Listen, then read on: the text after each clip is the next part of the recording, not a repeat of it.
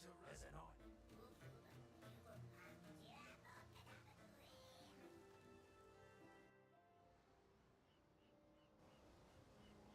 My nightmares, they were prophecy.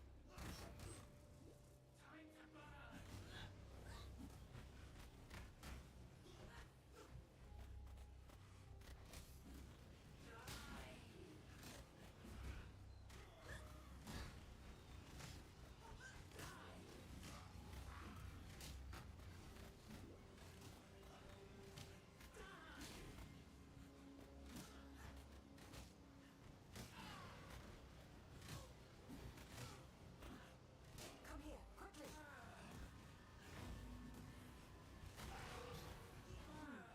Go on. No.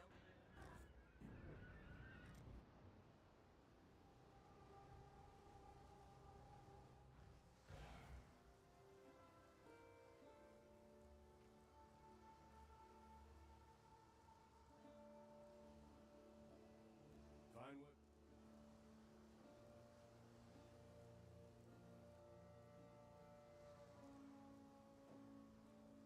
Stay sharp out there. What little help?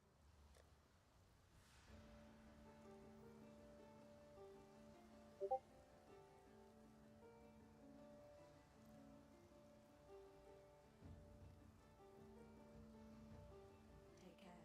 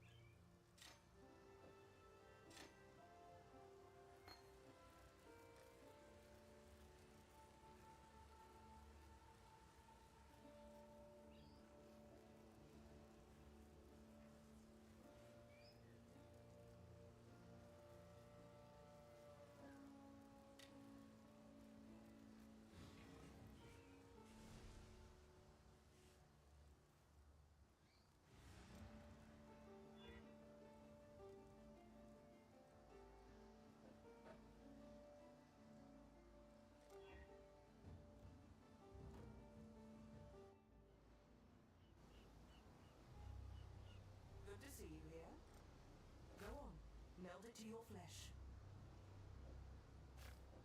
Oh, good. You survived the melding. Now test your new self. Wield the flame against that wall. By the dreamer.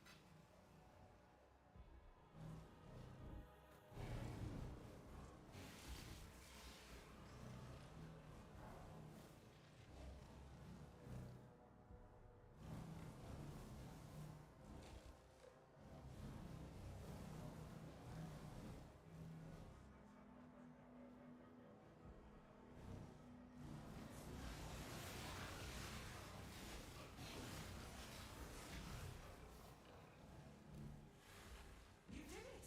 You exposed the center! I can destroy this rift. I just need time. Defend me while I focus my will.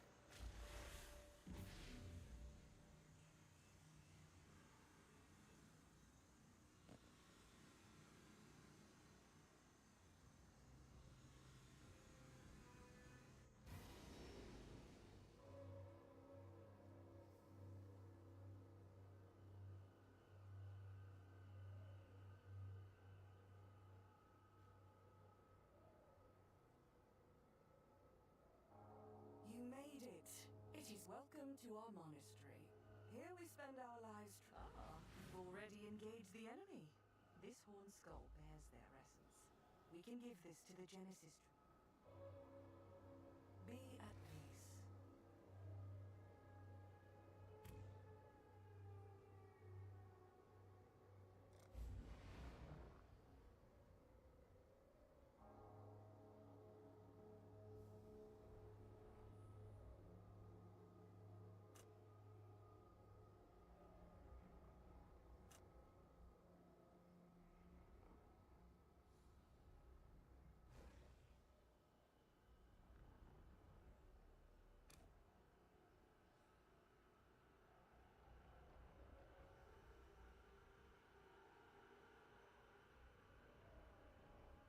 She is pleased.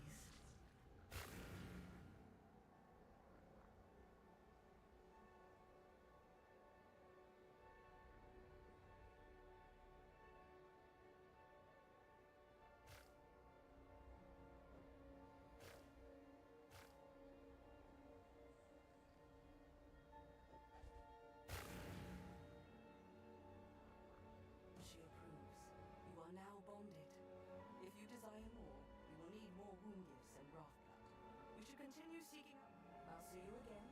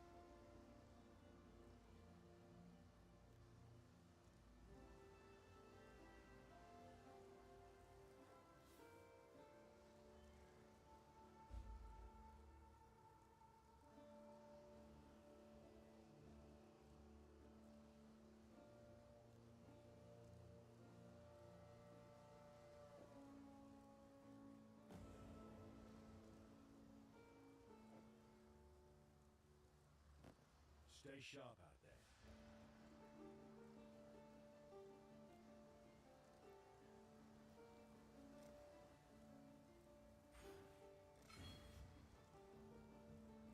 Yes?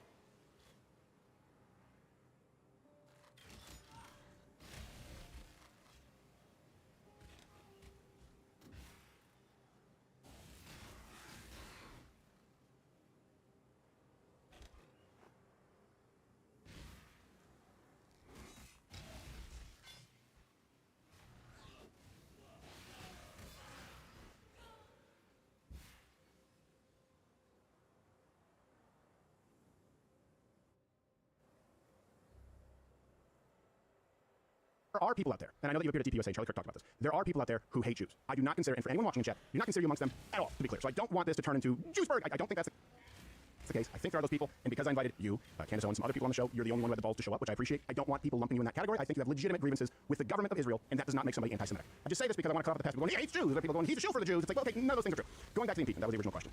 So you stand by it. Here's the thing.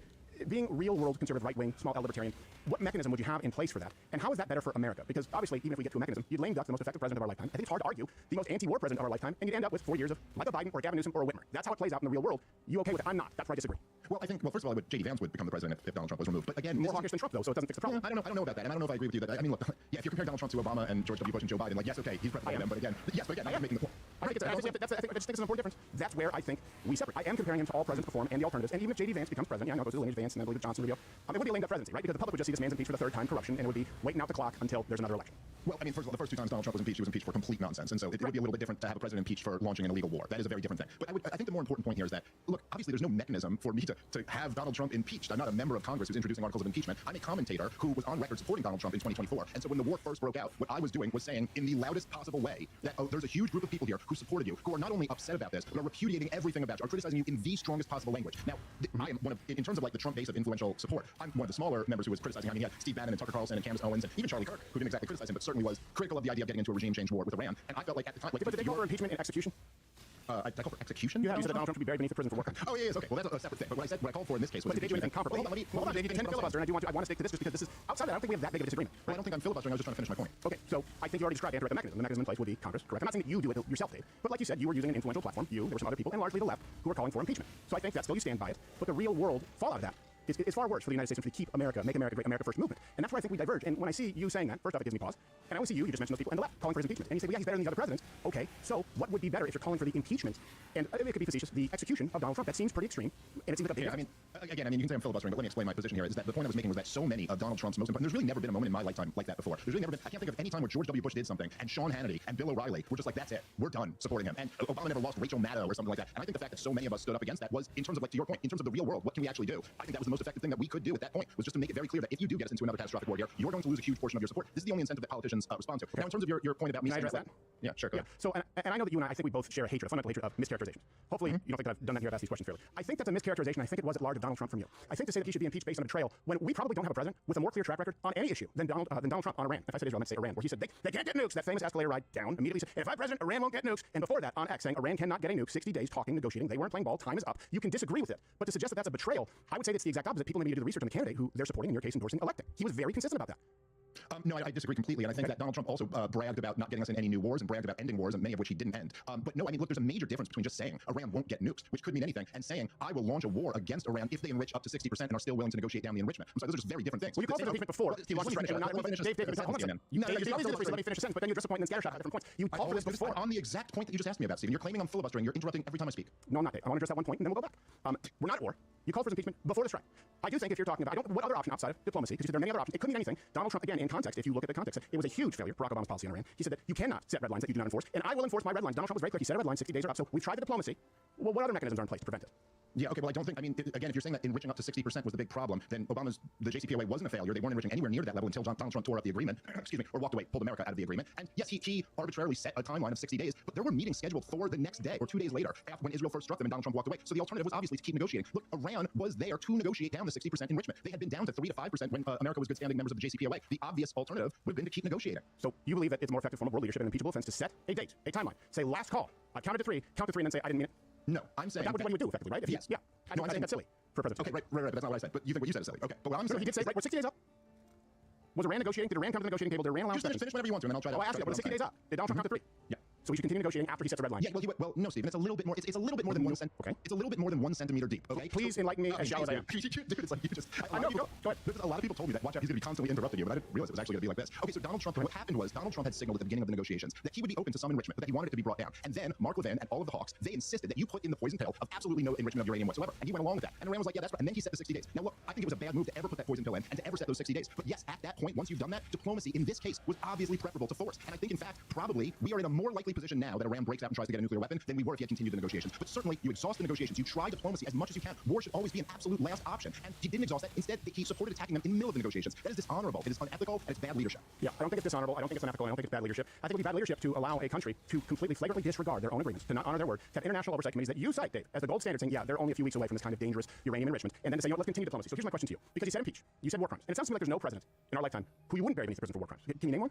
No, I think every president in my lifetime has been a war criminal. That's right. Okay, so every president in your lifetime has been a war criminal. Impeach Donald Trump beneath the prison. He's a part of being a world empire, yeah. Yeah, I don't think Donald Trump is a neocon. As a matter of fact, I think he's the least neocon of all the presidents that we've had. We might just have a disagreement on that, but I think he's a neocon. Well, you said your gripe was with neocons and your criticism of Donald Trump. I have criticisms of Donald Trump. H-1Bs, big one. I went in hard on that, for crying out loud. When you talk about the Epstein debacle, unveiling that, Pam Bondi shouldn't have a job. The Chinese student foreign visas, right? I think that's a big problem. I criticize him on a regular basis, calling for impeachment and buried beneath the prison when this man has ended more wars than any other president. At least that I can recall pretty close. He's ended many wars. The only one that he hasn't ended is Ukraine. Which ones did he end? We're talking about conflicts right now, and for 12-day war is done. If you want, because you've attributed that to Donald Trump and Israel. We now have ceasefire. Before that, we had the Abraham Accords. I mean, if you look at the invasion that none of those ended a war. The Abraham Accords didn't end any wars.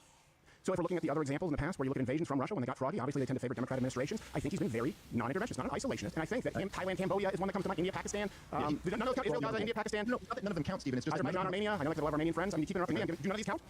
I don't think any of them are wars that Donald Trump was conducting that he ended. I mean, Donald Trump, look, in his first 4 years, he inherited the war in Iraq and the war in Afghanistan. We had troops in Syria. We had troops in Somalia. He talked about pulling them out. And in fact, I think he was the major reporting about him being lied to about the number of troops in Syria. But he never did get them out. He kept the war going in Afghanistan for 4 years, surged it, even though he knew it was an unwinnable war. I will give him credit. He eventually wrote the plans that did get out, but it was for his second term. And then, of course, he left it to Joe Biden to completely fumble. There. He kept the war in the Saudi invasion of Yemen going his entire first 4 years. He just broke records for the most strikes in Somalia in any year. We've been bombing them since 2002, I think. I mean, so I don't know. And he's backed Israel his entire time in their destruction of Gaza, and he's failed to stop the war in Ukraine. So, like, again, his rhetoric is certainly better, and there are a few things I could look to that I would point to go, hey, he did a really good job there, but I don't know. I don't really agree with your overall characterization. Well, necessarily you disagree with my overall characterization. Your question was, name me any wars he's ended, and then you move the goalpost, right? No. When I said wars he's ended, I didn't mean like he picked up a phone call and then a conflict like between two other parties. I'm saying wars that America's been involved in. So Funding war fighting. So none of those count. No, I'm not saying it doesn't count. I'm saying it's not exactly a war he ended. Well, I want to have this conversation in good faith. If you say name me any wars he's ended, and I go, okay, Thailand, Cambodia, Israel, Gaza, ceasefire, Armenia, Azerbaijan, you could argue, hold on a second. You could argue that Yemen, really a proxy war with Iran, which kind of brings us back to this whole point. It's certainly more than other presidents. So picking up the phone and engaging in diplomacy, which I thought you would be supportive of, he's done it more than other presidents. And I would say he's set apart pretty significantly, which is why I don't want to impeach him. I don't think that would make America stronger, more effective. I think it would make us weaker. That's really the crux of this. I think he's better than other presidents. I think he's the most effective president of our lifetime. And I don't think it's an impeachable offense. He asked me which war did he end. I just gave you a list. Do those count? Well, look, if you're talking about the war between Israel, if you can call it a war, Israel's destruction of Gaza, yes, after funding and facilitating the whole thing for his entire second term of his presidency, he's gotten a very loosely holding together ceasefire as of right now. So yes, as I've said on my show and said publicly, I give him credit for that. That part was better. The funding it for his entire presidency, which you seem to agree with, that part was wrong. I agree with the funding of it, you're saying? No, I said which you already said. Yeah, I agree with you. Yes, you agree with me. No, I'm just making I agree with you. Yeah, so, okay, you and I share that same concept. I just think it's important. Okay. Dave, so you said interrupting. I've got a timer clock going. I don't think you're going to like the way it looks. Okay, so I was listing the other examples of Donald Trump being a non-interventionist in comparison to Biden, for example. Even just using your example there, talk about funding the war, Israel, Gaza. Ceafire's pretty damn quick into Donald Trump's presidency. And I'm not saying it's perfect. I think it's better than no ceasefire. I think picking up the phone and ending conflicts is better than not, but we still find ourselves at the intersect of impeachment. And so, let's move on, you stand by it. I believe that the impeachment, which you called for before the surgical strike on Iranian enrichment facilities, was based on him starting another illegal baseless war, right? That would be the reason for it? Yeah, sure. A war of choice, a war of aggression, an illegal war. The Constitution is very clear. You need Congress to declare war. Every single war since World War II has been illegal. There's absolutely no need to launch those strikes. They pose no threat to us. Okay. So that's where I would disagree, but I also understand that you're consistent, and I do appreciate it. You think that every war since World War II is illegal, every military strike, and every president is a war criminal who should be executed. I don't think that's realistic. And if you look at the War Powers Act, it delegates the authority exclusively to the president to make that kind of a call, and they have the right to withdraw. Yeah, well, I mean, look, again, to be clear, I'm not arguing that that's realistic, but in the same sense that, like, you might say there should be no abortions. And I could respond to you and say, hey, that's not realistic. And that is true. It's not realistic that at any point soon in the United States of America, there'll be no abortions. But that's what's right. And so I'm just staking out my claim of what I believe is right. Right. Okay, so you mean morally, you would like to see him impeached?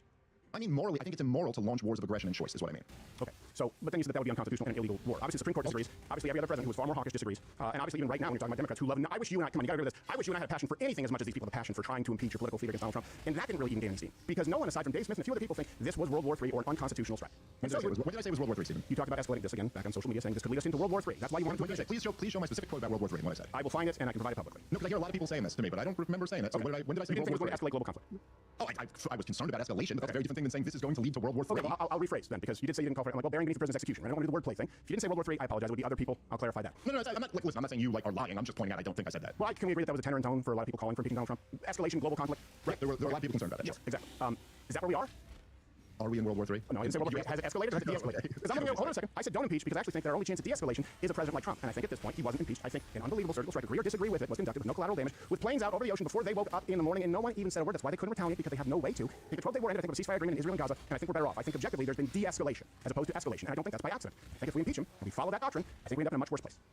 I think that we would be in a much better place if Donald Trump had simply moved to cutting off all foreign aid to Israel and supporting this war and not attacked Iran in the first place. But yes, it is okay, but that's a pretty big deal. So it is absolutely true that after we dropped those bunker busters on the Iranian nuclear sites, and then they responded with, kind of a typical Iranian response where they just wanted to save face, but really wanted to make sure that they didn't escalate the situation at all and gave advance warning before they sent those missiles back. Donald Trump took that off ramp immediately and did de-escalate things after that. And I think it's great that he did that. Again, the whole thing never needed to be started to begin with, but we'll see. We're kind of in halftime of this war now, and we'll see where this goes. Every time Netanyahu's interviewed about this, he's still talking about the capabilities that Iran is building back up. They're vowing to rebuild their nuclear program. Donald Trump is saying that'll be a big problem if it happens again. I don't know. We'll see. I don't think Iran's saber rattling is anything new, right? I think that's happening no matter who's president. Yeah, that's right. And we'll see. We'll see where this goes. I do think the ceasefires are pretty new. I think they're pretty unique, and I think it's kind of a cult card to Donald Trump, which is why I wouldn't want to see him impeached or buried beneath the prison. I also, and here's the thing, we're talking about Israel funding the war. We can go to that, we can go back to Iran if you would like to, but I agree with you in not funding. And this is a genuine question. If we stop funding Israel, right, stop foreign aid, I want to use the correct term, foreign aid, to Israel, as well as, for example, Syria, list the country, my answer is yes. We also bridled Israel quite a bit, which I will say I'm a fan of. They don't know what the fuck they're doing, one of the greatest moments in presidential history. I don't think there's a world in which Netanyahu apologizes to Qatar outside of President Trump walking him, and I think that we saw even since then going the timeline Donald Trump and Vice President J.D. Vance saying, if they annex the West Bank, we'll stop all funding. Right? I think that we're leading the dance, and I think that without the bridling of the United States. In other words, if it's two guys, we lock them in a racquetball court, Israel, Palestine, you work it out, I think you'd see a much worse genocide. But I'd let the chips fall where they may, either direction. I think it's absolutely not the case. Okay, if America wasn't backing Israel, and when you talk about this, because you say foreign aid to all the countries, right? You got to think it's not just that we prop up Israel and give them all types of weapons and intelligence, communication, and veto every critical resolution of the UN, but it's that we also prop up Jordan and Saudi and Egypt and all of their surrounding countries to be friends with Israel. And so the idea that if we pulled all of that back, Israel would be more aggressive, I just think is absolutely wrong. I think they would have no. In fact, it's the moral hazard that America always creates when we go in back. Like, okay, Ukraine's willing to fight and not take the deal because they got a blank check from America, and same with Israel. They get way bigger than their bridges because the U.S. is backing them up, and I think we should just get out of that business altogether. And honestly, if we agree on that, there's really not much else to argue about because that's the whole game. The whole game is that America is involved already. We are propping them up. And if we weren't doing that, I don't think we ever would have even attacked Iran. I don't even think we would be talking about Iran right now. Yeah, see, that's where I disagree. And that's where I disagree. And by the way, the same people we talk about Saudi Arabia. By the way, my answer is yes, right? Just to be clear. And just so you know, I'll get accused of being anti-Semitic for that position. I said it to Ben Shapiro on the show in 2015. I said, let's just stop funding all of it. Because if you add it up collectively, not just the nations who align with Israel, but the nations who probably like to wipe Israel out, they technically come out ahead because we spread money around, and I think it's foolish. We would agree on that. But Saudi Arabia is an interesting example. Because when we're talking about Iran, I don't care if Israel sees Iran as a threat. I care if Iran is a potential threat to the United States. Obviously, the fact that they're run by a death cult who chant death to America isn't enough to go on. I'm not saying that. But I do think it's notable that every single one of their neighbors, including places that we would consider, certainly in the West, radically Islamic, are very concerned and keep saying, hey, Iran can't have a nuke. So it's not just us. Saudi Arabia has said that if Iran nuclearizes, they absolutely would have to. It would be an arms race. Why do you think that every other surrounding nation who would be more sympathetic through religion, through culture, to this nation, have begged those capable to prevent Iran from getting nuclear weapons and overseeing governing committees? And we don't want to use the word intelligence because people do wordplay with that. The IAEA saying, yeah, they're close. Why does everyone think that a nuclearized Iran in that world, and pretty much every president or war criminal also acknowledges that it's a problem, and Dave Smith has caught something that all these people miss to the degree that's an impeachable and executable offense? That's my difference. Yeah, I mean, again, to say, oh, Dave Smith's caught something that all these people miss. What are you talking about? The government and the Sunni Gulf states? Yeah, okay, I caught something that all of it is like saying, oh, you think you caught something that the CDC missed in the height of COVID or something like that? Yes, I think he did say the CDC missed. I think you're right. Okay, I think I'm right on this too. I think that obviously the radical Sunni states hate the radical Shiite state because they are regional rivals. And by the way, there was a bunch of Egyptians and Saudis and Al Qaeda who was backed by Saudi Arabia who came and knocked our towers down. It wasn't any radical Shiites. That's our beef. That's the reason we supposedly launched this whole war on terrorism was to get the radical Sunnis. Now, of course, our priority has to be getting the radical Shiites. And your buddy Ben Shapiro actually kind of admitted why on his show. When, why do you characterize Dave? Why do you do that? He's not my buddy. I said I talked to him about that. I guess that's true. You guys, I didn't mean to mischaracterize it. Just you were talking about having talked to him. Yeah, I forgot you guys said you're falling out. But regardless, he was celebrating when Al Qaeda took over Syria because hey, we broke up the Shiite crescent, and now Iran can't move weapons into Lebanon, and isn't that great for Israel? Well, I have a different perspective of that as an American, and so look, I'll say it like this, okay? Nobody wants Iran to have a nuclear weapon. In the wake of 9/11, the George W. Bush administration, led by the neocons, in all of their wisdom, decided to put Iraq, Iran, and North Korea on the axis of evil. Three countries who weren't friends, and the only thing they had in common was that they had nothing to do with 9/11. Now, in this paradigm, North Korea decided to go nuclear. They developed nuclear weapons, and we've really never bothered them since. Gaddafi tried to de-nuclearize and de-weaponize and got rid of his chemical weapons program. We went over through him and let him get sodomized to death. Iran tried to play in the middle, and they went, hey, we're letting you know that we've mastered the fuel cycle, we're enriching uranium, but we're only going to do it up to the level that we're legally allowed to. It was a standoff. It was, hey, don't attack us and we won't make nukes. But if you attack us, we could make nukes. Right, that was always I understand that you're saying it's posturing. Yeah, always, of course. How many nations have gotten to the point of 60% enriched uranium and not built a nuclear bomb? Okay, maybe that's how many have done that? I don't think any, but there's a lot of nuclear threshold states. Okay, well, Stephen, let me ask you a question. Well, doesn't that matter though? And then the same gold standard. Hold on. The same gold standard that you cite, the IAEA, who, by the way, were correct in saying that Iraq did not have nuclear weapons, say, yeah, they're about 3 weeks away, which may sound extreme, but call it 3 months away. So 0 nations have done that. It doesn't sound like posturing to me. Okay, so let me ask you a question, Stephen. Why didn't they just make a nuke? Why didn't they go to 90%? They could have. Everyone knows they could have. Why didn't they? Does everyone know they could have? Yes. Does everyone know they were on the path to doing so, and so it's better to cut it off the path? Why now, then once they have hold up, you're not answering my question. Yeah. Why are they hanging out at 60%? Why aren't they just making a nuke? They mastered the fuel cycle, they have the enrichment, they could do it. Yeah. Why are they not? Well, they're not just hanging out at 60%. They're also looking into delivery mechanisms, which I know you've also talked about, so they don't have the capability to do, right? And ICBMs, what would be necessary. So this brings us to the fundamental question: when would it be acceptable to intervene? Assuming that you agree with me that a nuclear Iran is not a good thing, for the same reason that Israel shouldn't have secret nukes. Yeah. You set a timeline. The rest of the world think this is dangerous. The same gold standards you cite say they're past it. Iran not allowing you into military bases. We're at this point. You've now counted to 3. What should be done? At what point is it appropriate to step in and say, no, you're too close to nukes? Yeah, I don't think really it's ever appropriate to launch a war of aggression because a country developed nuclear weapons. I mean, look, the Soviet Union under Joseph Stalin developed nuclear weapons. We didn't launch a war over it. We watched Mao Zedong develop nuclear weapons. We didn't launch a war over it. These are the worst men who have ever existed in the history of the world. And so, like, no, I don't think that's something you launch a war over. I do think you do whatever is in your power diplomatically to try to prevent that. Because sure, the nuclear weapons in general are horrible, and we don't want more people getting them. Right? I don't believe in launching wars of aggression. And I also think it's completely incompatible with Christianity. Right. Yeah. And that also sounds like a liberal argument where people say, hey, you can't be pro-life and also be pro-death penalty. I'm pro-life, I'm pro-death penalty, and I do think that a certain strike in which no collateral damage, I do think is appropriate. As to the degree as to when the intervention is appropriate. But I'm not a complete isolationist. So we do have a disagreement there, and I think that Donald Trump has been very good for America, and I want him to continue being there, and hopefully lineage continue, whether it's fans or whoever else. I think we're better off than having a Gavin Newsom. But you mentioned something I do find interesting. You mentioned that, yes, and to go to your point, how has a nuclear China, nuclear Russia, benefited anything? And wouldn't we want to avoid Iran getting to that point? Because diplomacy doesn't work. Do you agree that diplomacy doesn't work with some of these nations? And yeah, well, again, okay, so let me just say a couple things real quick to what you just said. Number one, the liberal thing of like, oh, you're pro life, but you're for the death penalty, that's really dumb. Because obviously, the death penalty is targeting one person who's been convicted of a crime. So now, if you start to get into innocent people dying in there, now they've got a much stronger argument. Just saying that. How many innocent people died in Iran? I don't know the exact number, but several. And several Israelis and Iranians died in that war. No, from the strike, from the United States. From the bunker buster strikes, there were no casualties on that, but it was still a war that America was backing, and people did die in the war. Regardless, you said you can't be Christian and support that. That's what I supported. That's what I didn't want to impeach Donald Trump over. Is that fair? No, what I said is that you can't be. I think you can't be Christian and support a war of aggression. That's what I'm saying. But so you wouldn't characterize this as a war of aggression in Iran. So we agree, not a war of aggression. No, I didn't say that. I would characterize it as a war of aggression. Absolutely, Iran didn't. Okay, well, I'm Christian and I support it. Okay, fair enough. So we have a disagreement over that. Okay. Anyway, to your point of say like diplomacy didn't work and Russia has nukes and China has nukes now, and that's not great. We don't love that they have nukes, right? But you're missing my point. My point is yes, but launching a war of aggression over them would have been worse. So yes, diplomacy doesn't always work, but that doesn't mean anytime it fails you just launch a war. A war is something you should only launch when it is absolutely necessary. You have no other option. It should be a last resort. And I think it's absolutely just morally criminal that we have these young boys' lives, and over the last just say last 25 years, we've just thrown them into war of choice after war of choice. It's horrible. And I think that if any boots were put on the ground or it was a war of aggression in Iran as opposed to a surgical strike with no collateral damage, you have a strong case. Okay. Well, I don't know. I mean, if anyone ever did that to us, we'd certainly consider it a war. Certainly seems like an active war to me when you start bombing a sovereign country. So I think I have a pretty strong case as it is. Yeah, no, I don't think it's the same. But then again, I don't think that there's a moral equivalency between the United States, Donald Trump's action, and Iran. And I think that Iran enriching uranium and not honoring their own agreements makes them responsible. What agreement were they not honoring? Well, just take the JCPOA, and I was going to say JCPenney in my head. Take it at time and money, right? They've never played ball. You can say that they have, but they haven't. That's why everybody was concerned. What agreement? Is it not aggressive to enrich uranium? And no, I'm just asking what agreement they were not honoring. Every deal that Iran has ever made. No, they were members of the Non-Proliferation Treaty in good standing, and in fact, the JCPOA allowed for them to, if America left, to up enrichment. They were only bound in the deal if America was still part of it to not raise their enrichment, so that's what they did when we got out of it. I think, honestly, the JCPOA had a lot of flaws, mostly the sunset provisions, and I think it would have been totally reasonable and good for Donald Trump to get in there and even say, we're tearing this up and or making a new deal, or we're fixing these sunset provisions. But the truth is that all you guys were find it so aggressive that Iran was enriching up to 60%. They weren't until we pulled out of the JCPOA. That's a fact. Yeah, they've been consistently enriching. But I do think, look, I don't want to go around in circles on this, is you agree with Barack Obama's approach to Iran. I agree with Donald Trump's. Maybe that explains why you want to impeach Trump. Yeah, I just find that to be like, yes, okay. But that was his approach. Could you support in 2016, Steve, in the primary? Who were you for? Rubio? Actually, in the primary, to egg on my face, I was pro-Carly Fiorina because I loved watching her sandbag debates. And Donald Trump was a Democrat, and then I supported him in the general election, supported him. But I'm saying you right now are supporting, correct me if I'm wrong, Barack Obama's approach to Iran, which Donald Trump opposed in his campaign, and you oppose Donald Trump's. I mean, it is kind of a binary choice, right? Donald Trump campaigned on that. I mean, it's really not. And yes, I think Barack Obama's foreign policy was horrible. Over maybe the only thing he did good was getting the JCPOA done. So yes, in this very specific example, I do think that Obama did a better job with Iran than Donald Trump did. That is not true for the countries that like Iraq, Afghanistan, Libya, Syria, Somalia, Yemen. Obama was horrible. But I do think the deal is better off than not. I think that it's kind of a cheap thing on a conservative show to go, well, you're with Obama rather than Trump. I didn't say that. I'm the most critical of probably any commentator. I didn't say that. Okay. You might be critical that way. Okay. Barack Obama's approach, JCPOA, working well with Donald Trump, said the Iran nuclear deal is a disaster, one of the worst ever, and I would pull out, and he did. By the way, Iran didn't enrich past 20% until Biden, right? So, yeah, Barack Obama's approach, Donald Trump specifically criticizing it, campaigning on doing the opposite. I didn't say you support Obama. I said it seems like in dealing with Iran, you would agree with Obama's approach and disagree with Donald Trump's. Is that a mischaracterization?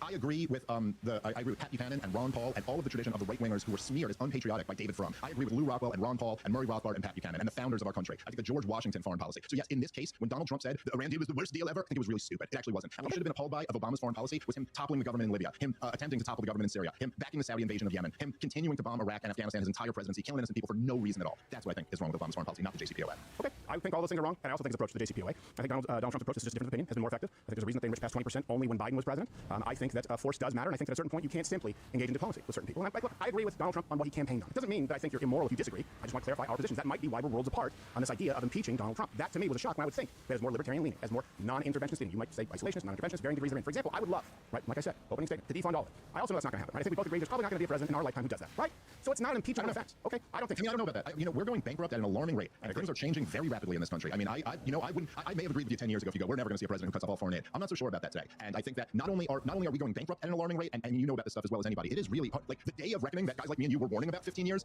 ago is really here. I mean, the interest on the debt has overtaken the entire budget. It's our biggest budget issue is now just paying interest to foreign central banks, not even for a welfare program or for a war that we want to fund. And no, I think it's quite possible that we will live through a pretty big seismic shift in this area in the next few years. Well, I do genuinely hope that you're right. I think, this is just an opinion, I think it's very unlikely if Donald Trump were to be impeached that we end up with that.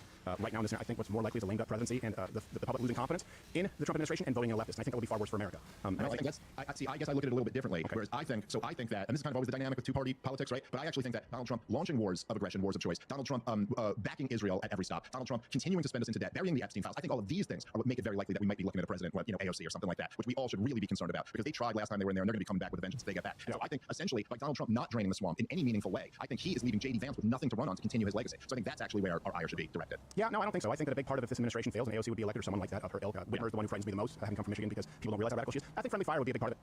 I think friendly fire would be a big part of it. I think closed-handed issues, not being treated as closed-handed issues, and I think wanting to impeach the most effective president of our lifetime, as imperfect as he may be, I think that would be a big part of it. I think Donald Trump has done a lot of good. I think he has a lot of flaws. Epstein files, huge one, by the way.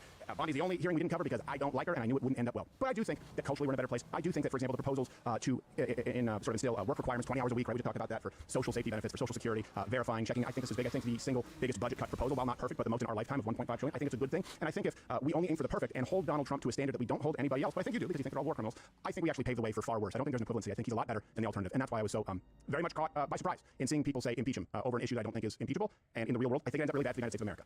Yeah. I think it was definitely the right thing for especially people who have been on the record supporting Donald Trump to as loudly oppose us getting into another war as possible. I think it was the right thing, and who knows if it had any effect on ultimately, at least making there be a political price tag to him thinking about escalating the thing. I think that, when you say cutting $1.5 trillion, it's like, yeah, in Democrat math, I guess that's what the budget was doing whenever they say, you're cutting the growth of the rate of increase of spending over the next decade. But guys like me and you never looked at budget issues like that, Stephen, and we're driving off a cliff in many, many different ways. I agree with you, and it's part of the reason why I voted for Donald Trump. I agree with you. I think the culture is in a much better place now. And weirdly, I think the first time Donald Trump won, the culture actually swung more to the left. I think it was a very interesting dynamic. I think under Joe Biden, the culture started swinging back to the right. And I think with Trump winning, it really destroyed the corporate media in a very profound way. And so I think in a lot of ways we're in a healthier place as a society now for those reasons. Kamala Harris could not win. That was, and not just for policy reasons, but just because Kamala Harris being the president of the United States, it is a humiliation that could not be survived. Yeah. You just can't have that woman be president.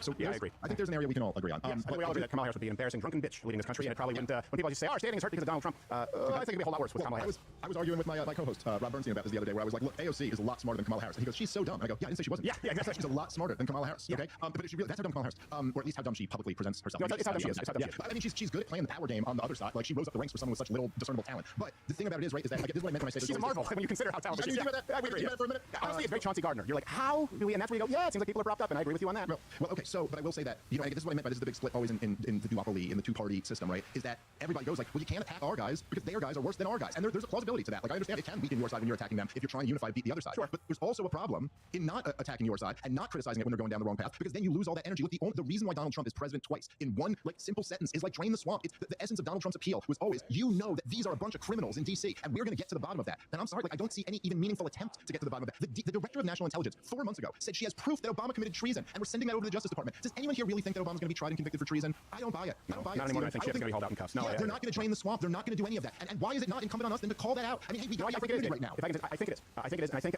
I would argue that I've done it correctly on issues like H-1B visas, on Epstein. I mean, for crying out loud. I don't know if you know this. I tried to hang. We recreated Epstein's cell and did a live stream where I actively tried to hang myself and had several gauges, and it was not possible. We recreated it. We recreated the timeline. Was dressed up like a evil Knievel. I did not know that. Yeah, and I had a neck brace, so I would say if we had nurses on staff, it's not possible. It's been a pet cause of mine because we've done so much research, and that was an absolute disaster. I would say, and this would just be a difference. I think that I've done it correctly, and hopefully I've also done this correctly in presenting differences of opinions and not mischaracterizing you, because I think there also is a rot in people going off the wall using hyperbole. I would categorize impeachment and execution that, but I certainly would categorize under that. And you are not guilty of this. People saying if you disagree with me, you're a shill for Israel, or on the other side, people saying, hey, if you think we should defund Israel as I do, that you're an anti-Semite. And that's why I think we need to have these conversations. I think I would say my opinion is there's a better way to criticize the administration while recognizing the good that they do and not really putting us in a position where we have to accept an alternative. I think impeachment comes close to that. Hey, can we? Because I really but I want to continue. Can we just open the floor to anything that's on your mind here? If we go, can I just respond to that, and then we can do whatever you want to?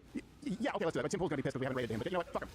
Wait, what are we doing? No, I said Tim was supposed to end on the hour and send my audience to him, and we go to premium. Why are the numbers not going up? But you know what? He's pissing me off. I'm doing his show tomorrow, so I'm even. I'll hurt him today and do what I can to help him tomorrow. Right. Well, I just think that, I mean, look, I think I'm doing it the right way, and I obviously, me and you would disagree on that because that's why you're doing it the way you're doing, and that's why I'm doing it the way I'm doing. But I would say, like, look, where I will really agree with you is that there's no question, right, that there is this knee-jerk reaction to, like, if anybody's supporting Israel now, to say $7,000, you're a shill, and this is all kind of like low IQ stuff. I don't know. And then obviously there's the reaction to call everyone like a Jew hater or whatever, which is not true, especially for me. I happen to be Jewish. But regardless of that, by the way, you're circumcised, right? We had a bet before you came on air. It's completely unrelated, but.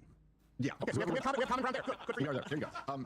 Not a big believer in it myself, but I wasn't able to make the choice. Yeah, well, so I would say this. I think that, yes, there's a lot of craziness on all sides, but at the same time, I think that there are, like, if you're saying that you're also a non-interventionist, and you also don't want to be getting involved in these wars, and you also don't want to be funding all of these other governments, well, it does seem to me that, again, I don't watch enough of your show to know this, like, maybe you're doing the other stuff, and I just happen to see the stuff where you're being critical of me, but, like, it seems to me like you're going out, we now have this big divide, where finally there's, like, a non-interventionist right wing in this country, and there are these huge voices that are pushing in that direction, and it seems to me like you've been kind of going after all those guys, rather than, like, why not go after the Mark Levins and the Ben Shapiros who are clearly itching to get America into even more entangled, the opposite of the policy you want. I can answer that, and then I can answer that because you mentioned the falling out. Oh, I never had it with Ben Shapiro. I had it with Jeremy Boring. I stand by. I think that I was right. I think owning people's name, image, and likeness forevermore, including their channels, is a problem. I think we've seen it play out. I disagree with Ben Shapiro on a whole lot, and the reason that I maintain a cordial relationship is so that I can disagree with him. I don't know that there are many people who tell Ben, I don't think we should be funding any of it. By the way, Jews can also be kind of annoying.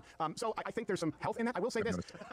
Yeah, I know. Not yourself, actually. There's enough Gentile in there. I will say that My attacking the left is about probably 20, 50 to 1, even on this very issue. And like you may not know this, I was asked on air if the United States should strike Iran, actually. Everyone here, and I was the one, I said, you know what? No. I said, and the reason is not that they're not a threat. I said, I know it comes to that at some point if they continue down this path. I said, but I know if it's done now, the optics will seem like we did it for Israel, which I don't believe, this is where we disagree, I don't believe is true, but I would rather it not happen now. I just think that it's played out pretty well. I'm glad that it's de-escalated, which I think we can agree on. I think if you look at the numbers, I do think you punch right more often than I do. Mine has been in response. But I think we're in agreement in spirit that, yeah, we should be, and I wouldn't just say going after the neocons, I would say going after the left, because Donald Trump is nowhere near, as we both agree, a neocon, and I'm not satisfied with him as perfection, but I like him. And I want to actually celebrate the wins. Dave, and I want to continue on premium here, so please don't go anywhere. Just open it to wherever you want. But tell people the best place to find you. I know a funny podcast where you do part of the problem. Anything else on the upcoming shows? I think I have only one more for the rest of the year because I take December off every year. But I believe I got Poughkeepsie, New York, coming up in November. ComedyDaveSmith.com. Oh my gosh, Poughkeepsie's the worst. I used to when I took the train from Montreal to New York. I had to stop in Poughkeepsie. It was the only thing worse was Schenectady. All right, yeah, those are the good comedy towns though, where they got nothing to do but drink and laugh. You ever do the comedy club in Watertown, New York, where you sleep above what's an old opera theater? No, I've heard of that, but I've never done that. Oh my gosh, I was there with Louis Ramey. I didn't have a car, and he left. And I was just stuck above this opera house, and the bar didn't open until 6, so I couldn't get through. Anyway, we can talk about that more. Dave Smith, I appreciate being here. Everyone who's not a member, click right there, you get to continue. You're still here on YouTube. Remember we could say whatever we wanted on YouTube, and people didn't have to censor out words like gay? See, even that, right? That's not even a swear word. Or the word sex. Even just talking about it, you're not saying anything profane. That's why I live stream on Rumble 5 days a week. Go subscribe over there on Rumble. You get the live show every single day. If you're still using this archaic form of delivery for information on YouTube, I don't want to judge, but your father hates you.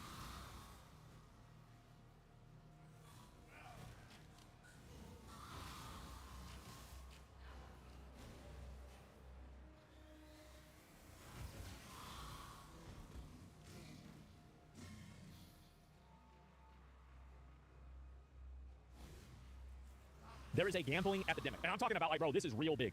And y'all probably know about this already, but we're getting into it. So it's a big, big problem. What's new? Well, I know. Trust me, it's been bad for a while. But right now, it's getting a whole lot worse. And so, yeah, you got XQC, Aiden, Drake, Nadeshot, Theo Vaughn, Joe Rogan, Kevin Hart. Oh, man. You got all them boys. All right, let's get it. Gambling has changed. It used to be you'd lose your money on slots in Vegas, but today, not only can you do that, you can also bet on your favorite sports team. That's right. Coin toss, this individual pitch, or on all three in a parlay. You can do it from your phone, your tablet, your Apple Watch. You don't just have to gamble. Gambling is more accessible now than it's ever been. Gamble on esports, on video game apps, on stocks with those apps. You can do it in Roblox, or on regular stocks, on meme stocks, gamble with calls, gamble with earnings. Everything is a gamble. Gamble on political events. Yep. Give us links, nowhere super for live. That's right. That's right. Yep. You don't just have to gamble on that. You can gamble on crypto coins, Trump coin, Dogecoin, Farcoin. You can gamble on the champion of Farcoin. You can gamble on any of the posts the champion of Farcoin has ever made on whether they will become popular. And if none of that's your cup of tea, you can also just gamble directly within your banking app on a game of roulette. Wait, there's a banking app that lets you gamble inside of it? That's like having a hospital sell crack. Like a gentleman. What? Don't get me started on the ads. Turn on sports, esports. Oh my God. Not even my favorite political show is saying. Show Prize Picks the best application for sports in the game. Yep. You will be bombarded with gambling ads by every famous person you've ever heard of. Oh yeah. DraftKings Sports. And they pay so much money. They pay tons of money. Gambling sponsors pay so much money. DraftKings Sportsbook. Uh-oh. How Yep. did we get here? And is it a good thing that we're turning every spare moment of our lives into a game of chance? I'm betting no. Uh-oh. Yeah, it's just gonna get worse, I think, too. It's gonna get even more common. Damn, what the fuck? God damn. The gamification of America? I hear it's even worse in Europe. Is that true? There are three things responsible for gambling becoming more mainstream, but the first and biggest trend That's a good intro. is simply the mainstream becoming more like gambling. See, Silicon Valley learned a decade ago that gambling mechanics are incredibly good for In video users, so games. they put them Yeah. everywhere. Every video Let's say game. you're shopping online. Well, now you can spin wheels on unlock prizes. Really? Playing video games. Open loot boxes. Yeah, there it is. Randomized items. You can even use those items as virtual currency in a casino we made a 3-part series Yep. about. Or maybe you don't have a problem with loot boxes for adults. But we've also put them in kids' video games. See, this is the sick shit. Like, I don't really care. Like, if adults want to gamble, that's fine. I'm not really much of a gambler, but, you know, it's whatever. But whenever you're putting this stuff in for kids, like, I mean, you're spawn camping at this point, right? Oh, my God. And it got started young. Roblox is the largest game for minors, and they're stuck with randomized loot boxes. But even if that's fine for you, what about the third-party websites which, against POS, allow full gambling based on a kid's game? And Yep. yes, there are actual kids gambling on these apps. Of course there are. I just won a bit of profit there. I had 200 Robux. No, I had 200 Robux in profit, 100 Robux in profit. But I lost them, but I had 50 Robux and I lost it. And I got 50 Robux again. So on this mine, on Robux World, what I'm going to do is buy... Bro, he's like 11. He's 11 and he's getting farmed out for this shit, man. Oh, my God. 40K. He's sitting there on his tablet losing his mom's money. Like 4 pockets. Has your opinion on gambling softened over the last year? Yeah, at this point, I feel like it's just such a ubiquitous thing inside of the culture that so many people take part in it that I just don't really give a shit about it anymore. I've realized that I have effectively lost this fight, and gambling is just popular. Like, that's it. People like gambling. I don't gamble, but a lot of people do. The people love it. They do. And every single one is the same, too. Oh! Let's go. Win profit. Let's go. Damn! Absolutely disgusting. Damn, bro. Like, you just made some money. I spoke to an insider who worked Good for on him. this website, Roblox Wild, before it got shut down. He shared data which claimed they made $5,000 a day, or roughly $2 million pretty good. a year. Thankfully, this website got shut down, but third-party gambling sites still persist. Yeah, they're because gonna just keep making more of them. I mean, like, there's a lot of people that want to make $2 million a year, so there's a lot of incentive to do this. copying casinos makes a ton of money. Yeah. And that's why we've been putting it into everything. That's right. Including our politics. Oh, yeah. Prediction markets are the answer to the question of what if we could YOLO on election results or world events. Everything. The biggest websites are Polymarket and Callsheet, which have exploded in popularity during the American election cycle. This shit went crazy, bro. The guy that ran Polymarket ended up having, like, his whole house raided and shit because of the predictions and everything. It was nuts. But is it just major events that attract bettors? Everything. I was recently asked to investigate whether this was a suit that Zelensky was wearing. It's a suit. Why? Well, the prediction market had bet $200 million in betting volume. $200 million? Oh my God. Call sheet's now approved by the SEC and legal in all 50 states, including ones where online gambling is banned. LOL, I'm up $700 on Poly Market. Yeah, everybody does this now. On this bet. And some of them were really mad that they decided, no, this is not I think that's a suit, Whether man. you think it is or not, That's the volume bullshit. of betting here is insane. And one reason for that is because these companies are exploiting loopholes that allow betting even in states where normal gambling is illegal. Right. Because these companies say they're not a casino, so they don't fall under the It's a same rules. prediction Which is why instead of having to be 21, you can now gamble at 18 on prediction markets. And while there have been legal challenges, There it is. both of the major companies, Kalshi and Poly Market, have recently brought on the president's son as an advisor. Based. Making it hard to see how they're going to be meaningfully regulated. Meanwhile, all the major betting apps are busy launching their own prediction market copycats to get around the same weak rules that we still have regarding betting. And don't even get me started on the other loopholes that are out there. Have you ever heard of the TikTok of sports wagering? Yes, it's Cheddar. We're building the TikTok of sports wagering. Wait, so you just get to swipe and spend your money on gambling? Legal Oh my 21 God. states, then draft. Accessible for 18 to 20. Even kids. 21-year-olds. Live, in-game, micro betting. Swipe to predict every moment of every play. I'm going to stop you right there. Wow. If you missed it, Cheddar is a new startup trying That's to combine micro DraftKings, betting. TikTok, and Tinder features into one app. And one of the things they brag about is they're allowing 18 to 21-year-olds Kids can use a it. competitive edge. Guys, Can you imagine like how much money the first betting app is going to make that allows children to use it? Like whenever you can find a way to legally advertise to 14-year-olds to start gambling, I mean that might be the first trillionaire. It might be. the untapped market of teenagers for gambling? Now, to be fair, Cheddar has not launched Yeah, yet, but this is it will. obviously the future we're heading towards, turning everything into a maximally addictive gambling Exactly. product. It's sports wagering with the pace of a slot machine. Yeah. Isn't that the most dystopian thing you've ever heard? We're trying to turn sports betting into slot machines? I mean, the point is yeah. this whole product is built around yet another loophole called a sweepstakes casino, and that's how they get around the 21-year-old age requirement. Yeah. Here's how it basically works. Sweepstakes casinos claim that you don't actually need to purchase anything to play, so it's kind of not gambling. In fact, you can get free coins to access their games, but they also have Yeah, of course. But then there's yes. second I know about currency you can buy. Well, not buy. You get it for free when you buy yeah. worthless coins. For example, their website says if you buy 100 Cheddar coins, you get 5 bonus Cheddar cash. Right. And that's usually what you can gamble with and redeem for real money. Wow. Actually, how Stake US works. If you didn't know, Stake International is one of the world's largest casinos, but they Heard are about allowed here in the United States. For They now. have an American arm, which is a sweepstakes casino, which has gold coins and stake cash. One Redditor explains How does stake cash work? One stake cash is 1 USD. loophole really works. Quote, Yep. one stake cash is 1 USD. They only use gold coins because they need to say that you aren't gambling with real money to stay open in the US. Except, of course, you are actually gambling with real money. They just have a virtual currency workaround. That's what I find to be so crazy about it, is that you have such an easy outplay for this, right? It's like you're just using virtual currency, but the virtual currency has the same value as actual currency, and you're buying the virtual currency with real money. I mean, for all intents and purposes, you are gambling with real money. But because regulators, and I think that just in general, they don't really give a fuck about this, so it's just getting worse and even more insane every year. On which basically everyone is figuring out. Yeah. Some casinos are just kind of more honest about it than others. Sure. Cheddar's basically saying the quiet part out loud. That's They're right. going after 18 to 21-year-olds with TikTok, Tinder, sports betting, Yes. and paid slots. And by the way, people are betting on their success. They're actually in a cohort of startups invested in by a Silicon Valley investment firm called A16Z. But if you think that's Yeah, that's increasing. yeah. Now let's talk about Yeah. banks and gambling. I recently made a video on Yada, which is a fintech, which is a complicated story. We've done a ton of work on here. But basically, the original pitch was a no. That's the biggest venture capitalist firm like in the United States, by the way. It's bigger than Sequoia. Like there is insane money inside of gambling, because people are really dumb and they don't know math. That's the problem. Yada is? No. The A16Z is it's an offshoot fund from Mark Andreessen Company, Andreessen, which is one of the biggest venture capitalist firms in the world. Lottery, which gamified savings. Lots of YouTubers work with them, and they acted like a bank, at least at first, until they switched their new business model to be about allowing you to gamble inside the app and lose money. You get to gamble inside of your bank app. This is like, dude, gambling inside of your bank app, like this is, as a degenerate, I really have to respect this. I do. I really respect. This is impressive. Like this is some next level, bro. This is some degenerate, nasty ass shit, bro. Essentially becoming a casino within what is essentially a bank account. That's right. I should actually note that Yada recently shut down the banking side and have fully focused on the sweepstakes casino part. You got to go where the money's at, all right, guys? I guess it's a more profitable business, but it's a sign of the times that everyone is moving their app more toward gambling and finding it the same way. On August 19, 2025, the investing app Robinhood announced they were bringing sports betting prediction markets to their app. This is it, bro. Like this is it. This is all it's gonna be. I think this is the long-term culling of morons, because people will gamble away all of their money on this bullshit, and it's happened to so many people. Announcement: the vice president of Robinhood Yes. claimed sports betting was a quote no-brainer, as we aim to make Robinhood a one-stop shop for all your investing and trading needs. AKA, we noticed people were leaving to other apps. We don't like that. We'd like you to never leave our app. Ironically, the very next day, FanDuel, a sports betting app, announced they were bringing stock market betting to their customers. But stock market betting, I feel like that's kind of the same thing, right? Isn't that like wet water? Like I feel like stock markets, people bet on stock markets all the time. We'll ask you, Isn't that just investing? Gamification of markets. Why this move? Why FanDuel? Why now? For us to have a partner like FanDuel and be able to have 14 million accounts on day one, I'm not becoming a casino, contrary to popular opinion. I didn't buy a casino. These are markets that will be offered to the general public, and we think it's massively exciting what it could do. And you couldn't have a more perfect image of how finance is embracing the casinos and vice versa. Actually, correction, you can have a more perfect image, because after I wrote this, the New York Stock Exchange's owner invested $2 billion into Poly Market. So, fucking massive. This is it, guys. oh, actually, this is the perfect image of where we are. And the result is a lot of young people now see the stock market as kind of more like a betting market. The most popular group. Yeah, because they're retarded. That's the reason. So the reason why people do this is why sports betting and this type of gambling is so popular, is because it taps into the core American dream. To become rich because you're smarter than everybody else and think that you deserve it. That's the reason why this stuff is so popular, is because it makes people think that, because so many people, like, and nowadays social media has made everybody narcissistic. It's made everybody think that they're the smartest person ever about everything. So now they're investing, they're lucky. Yeah, but you know who thinks that they're lucky? Narcissistic people that are completely self-absorbed. Those are the people that really get into gambling, because they're the ones that think, so I go to a gas station, and the gas station has slot machines in it, okay? It's probably illegal, but I don't give a shit. I think it's fun to watch people lose their money whenever I'm there, so I'm certainly not gonna complain. And I've been seeing them say, because I hear them talking to each other at the machines, and they're saying like, well, you see, you gotta play this one, and so if you gotta use $1, you gotta do a bet where, you don't win if you just do $1, brother. I tell you, you gotta do a $3, or I'll tell you, you do a $5, and you might really get something out of this machine. And they're sitting around telling them shit that, like, there's a strategy for hitting the button that says spin. Like, they're actually convincing themselves this, because, and I look at them, and you know, whenever you look at some people, you just know they're retarded, right? Like, you ever try to look at a bird, You ever try to look at a chicken like looking at a chicken's eyes? There ain't nothing there. This is just a walking nugget. This is a walking nugget waiting to happen. It's a dumb motherfucking bird, bro. Like, it's the dumbest motherfucking piece of shit you ever met. And you see these people, and it's the same thing. They like chickens, bro. They have chickens with a head cut off, running around, spending up all their money, trying to come up with strategies to beat the slot machine. And they always lose. I think it's because of social media and narcissism that's been created by the modern society that betting is so popular. And also a lack of education of mathematics and statistics. Reddit is personal finance with about 21 million followers. In second place, Wall Street X, where gambling on the stock market is embraced and celebrated. I knew somebody that made like $2 or $3 million on that GameStop shit a couple years ago. Most during the meme stock craze of 2020, It was a girl, shifted too. how some people thought about investing. Instead of being driven by earnings, prices, Usually they don't have to do math. people get on memes, She did. and vibes. People are chasing bigger returns and taking on bigger risks to do so. One measure of this is the amount of debt people are taking out to invest. Margin debt is at an all-time high of $1 trillion, which even on an inflation-adjusted basis, That's near insane. all-time highs and up 5x over the last few decades. Not only that, the rapid growth of zero-day options by retail traders is also a telltale sign. It's grown 5x in volume over 5 years, showing that Because nobody wants to do any work. They just want to invest in the right thing and get money. Everybody's fat, lazy, and stupid. people are trying to gamble more. Zero-day options are the stock trader equivalent of red or black at the casino. Right. Fast action, massive wins, or losses on a single day. But if the stock market is America's casino, then meme coins are basically the back alley boogie who will break. Nah, that's like yeah, bro. Like that's like throwing dice on the side of the 7-Eleven, bro. Bigger price swings, faster action. Meme coins are even more degenerate than meme stocks. Yep. And pump and dump usually with a single day. Among the people who trade these, pump.fun is the leading destination as the one-click launchpad. Anyone can make a meme coin in seconds, and there's no value in it other than the expectation that someone might be more foolish than you and buy at a higher price than you did. And of course, pump.fun is happy to take a cut and make most of the money. That's where they get the money, is the transaction fees. That's how they really cook. Traders will lose, but now you can also get a cut if you're a content creator who pushes one of these coins. We've seen Guys, I just had a great idea.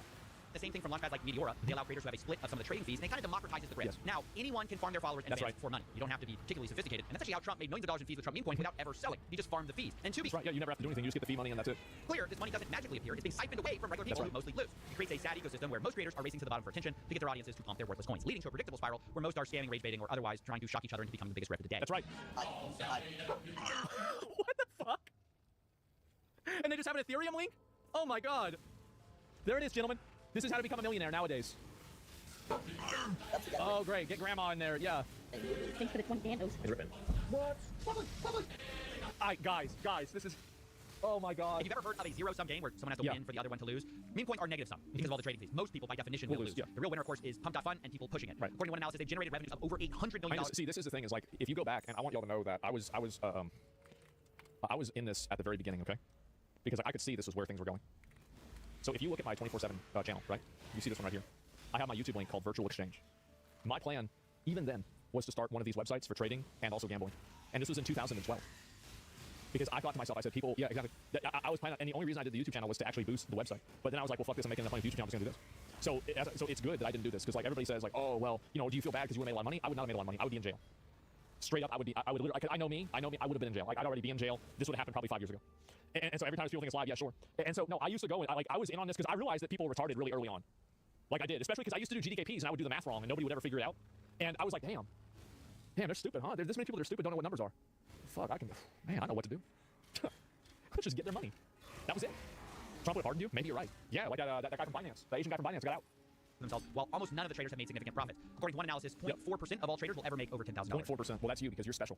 So who's special? No. And look, the reason we're going through all of this is to explain the many ways that gambling is no longer just about slots, cards, brick and mortar casinos. We've injected it into every conceivable aspect of our lives, and that has two effects. One, it's also had a negative effect on Las Vegas. Even take a look at this. Look at that. It's even causing different types of Las Vegas casinos to lose money because of how accessible sports gambling is and how accessible online gambling is. Why go to Las Vegas whenever you can go to the gas station? Why fuck up your life? Why take a plane to fuck up your life if you can fuck up your life from your own house? Inescapable. You cannot avoid gambling by avoiding Vegas anymore. It's literally everywhere. And then two, it's also harder to understand and study because most researchers are studying like casinos, sports betting, but so much of gambling is not that anymore. So as we get to the numbers of this stuff, remember, everything's going to be an undercount. But it is still important to talk about those casinos, and that's what... Who here has never gambled on anything ever?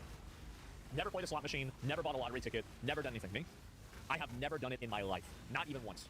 We're going to shift now. Starting with the biggest trend that has happened for these casinos, and number two on our research is sports gambling becoming legalized. Rewind the clock for a second back to 2018, the Supreme Court overturned a federal ban. At the time, basically, you could only sports bet in Nevada. But after this, you can see in a few years, we completely flipped on the issue. Most states now allow sports betting, and along with that, you can't do it in Texas? Damn, I didn't know that. Advertising budgets for these companies is absolutely enormous. DraftKings, FanDuel, Underdog, PrizePicks. Well, these people are spending, like, the thing is that the amount of money that you get for a Gamba sponsor is like way, way, way more. Hundreds of millions of dollars getting celebrities I'm gambling right now to push their product over here, and man, you're gonna win. It works. As I'm writing this, the number one sports app on the App Store is not sports, it's not ESPN. ESPN and the NFL are second and third. It's gonna be DraftKings. Number one sports app is actually DraftKings. And that's the way it is. The top 10, half of those apps are sports betting, which is I just do insane. it. There are two reasons for this. Obviously, one, I should have gambled on that. in advertising, but the second is what are called inducements, which is when these apps will incentivize players to download them and place a bet. Sometimes literally offering what seems like free money. It's not NFL. Okay. Just turned $5 into $150 in bonus bets. What do you mean I could take $5 and make it $150? Wait, you telling me I just have to give a $5? Oh my God, where do I sign up? Where's my money? Honey, where's my card? I've got to make us $1 million. New customers bet $5, get $300 in bonus bets if you win. New customers get if you free win. bets up to $2,000. Now look, the reason casinos do this is kind of obvious. If they can make you place one bet, you're more likely to place the second, third, and 100. But even setting aside the fine print of these weird offers, does it not strike anyone else as weird that we're allowing gambling companies to give away free stuff? Imagine the cigarette industry. Well, I mean, this is what drug dealers did. Of course you're going to do that. Told you, buy your first pack, get 50 free packs free to get you started. Imagine. I bet they probably did do that. As a matter of fact, I bet they probably did do things like that. Advertiser said, shotgun one, they'll send you a case for fun. It's insane. Yeah. That's exactly what these sports betting apps are doing. It's a lifeblood of how they get new players. And once you're in, these apps will also cater to their biggest players, biggest losers, called VIPs. They will send in gifts as they spend their life savings. And there have been multiple lawsuits actually Whoa, let me look at this one again. VIPs. One woman's fight against VIP schemes fueling U.S. sports betting boom. You're the biggest loser. So basically, being a VIP in a casino is like being the dumbest guy in the room. I love that. Actually about this. Yeah. And to make it worse, if you do the opposite and you actually win too much on these apps, they will try to limit your betting. That's one investigation found. If you show any real ability to effectively handicap a game and beat the sportsbook, they will limit your bets and essentially kick you out of the sportsbook. Max win limit reached. How let you win? Can you talk to me a little bit about how sportsbooks treat you once you start winning? They don't want to accept your bets. Yeah, it turns out the casinos actually hate the exact player that's featured in all of their advertisements. The guy who actually wins too much money. Which is yeah, I mean, because it's gonna at that point they're gonna have to pay it out. Yeah, of course. So crooked when you think about it, that if you're one of the few people who achieves what they're promoting, they actually don't want you. Yeah, now, as I was writing this story, another massive scandal actually broke in the sports betting world, which is even more corrupt than not allowing winners. Wow. As you now know, individuals such as Tom Phillips, Damon Jones, and Terry Rozier were taken into custody. No, that Terry Rozier, like, I watched those clips.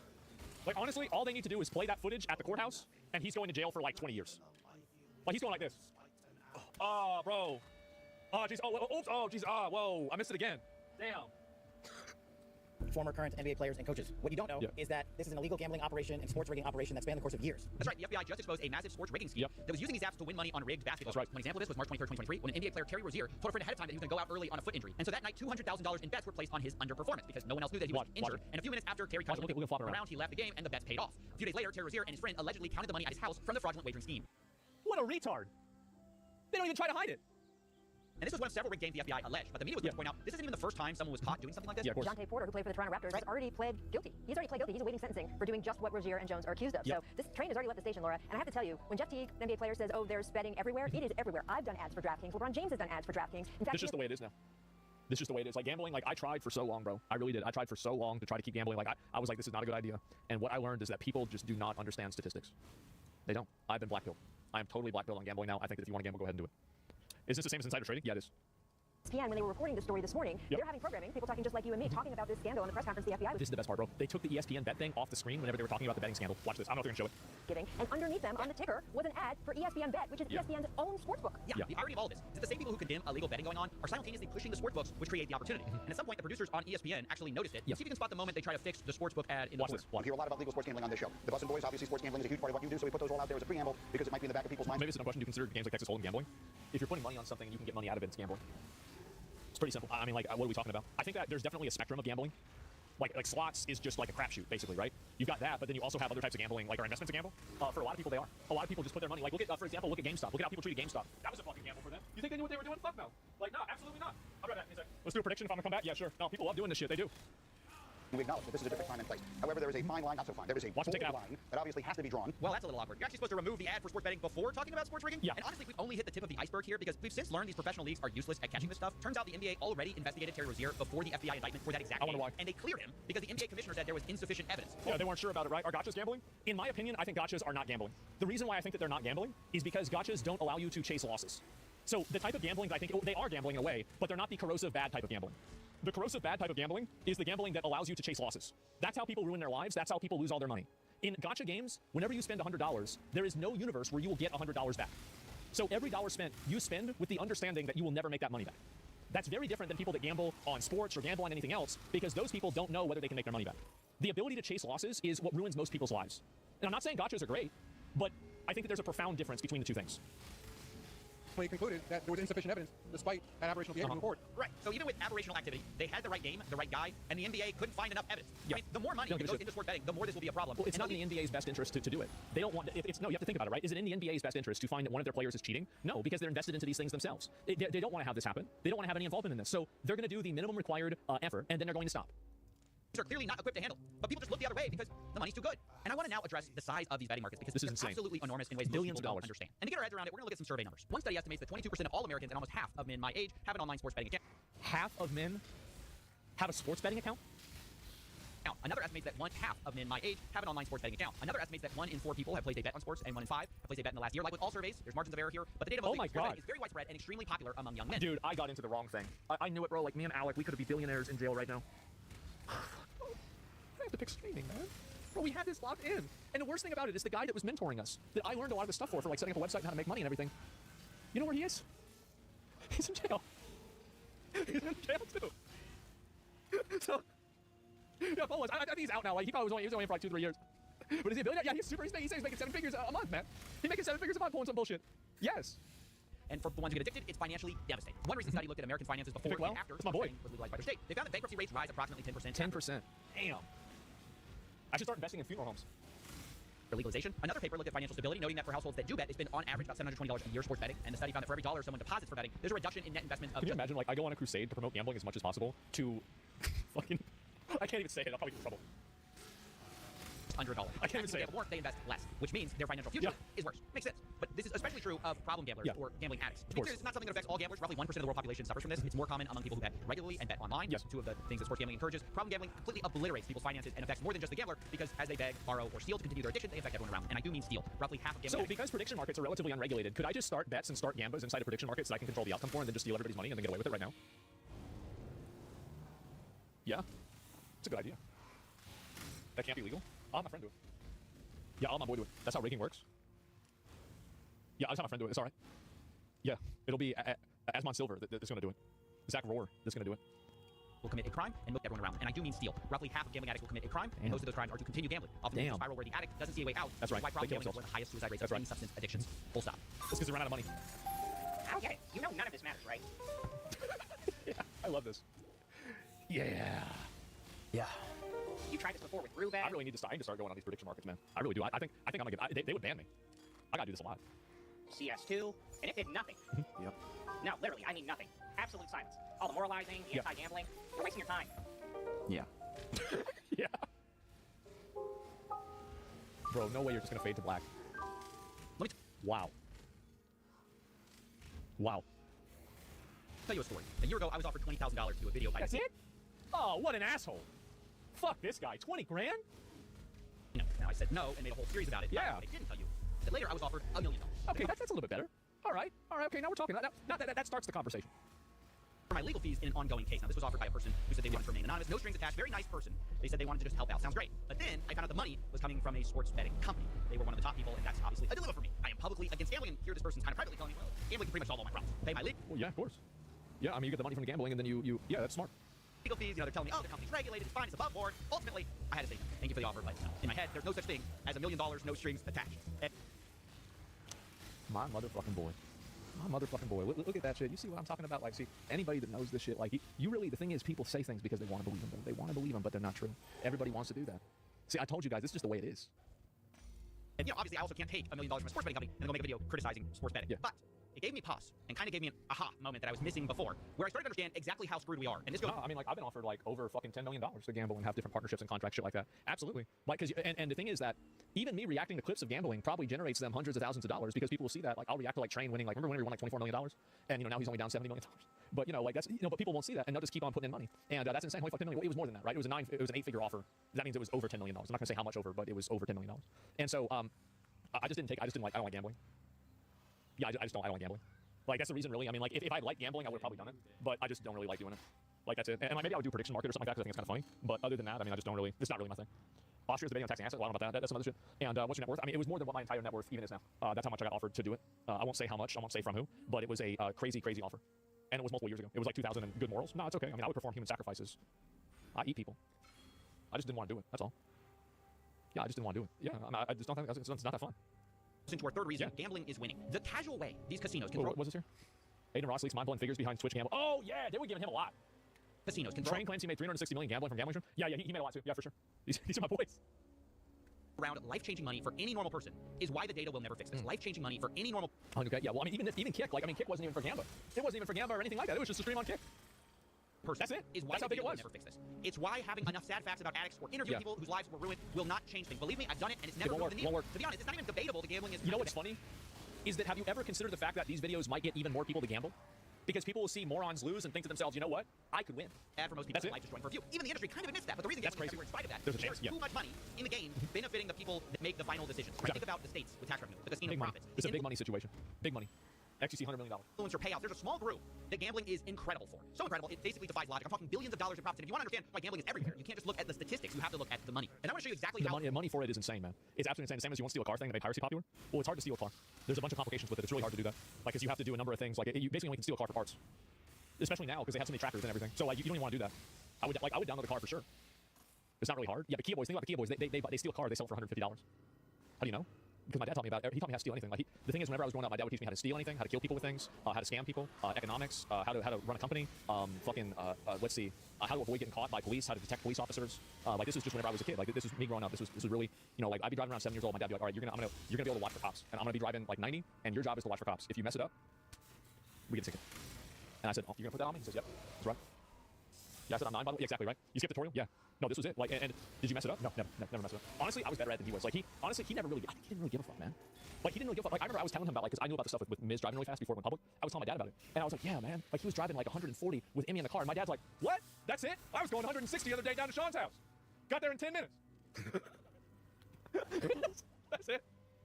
Yeah, he's like, you gotta really be locked in thinking about that shit.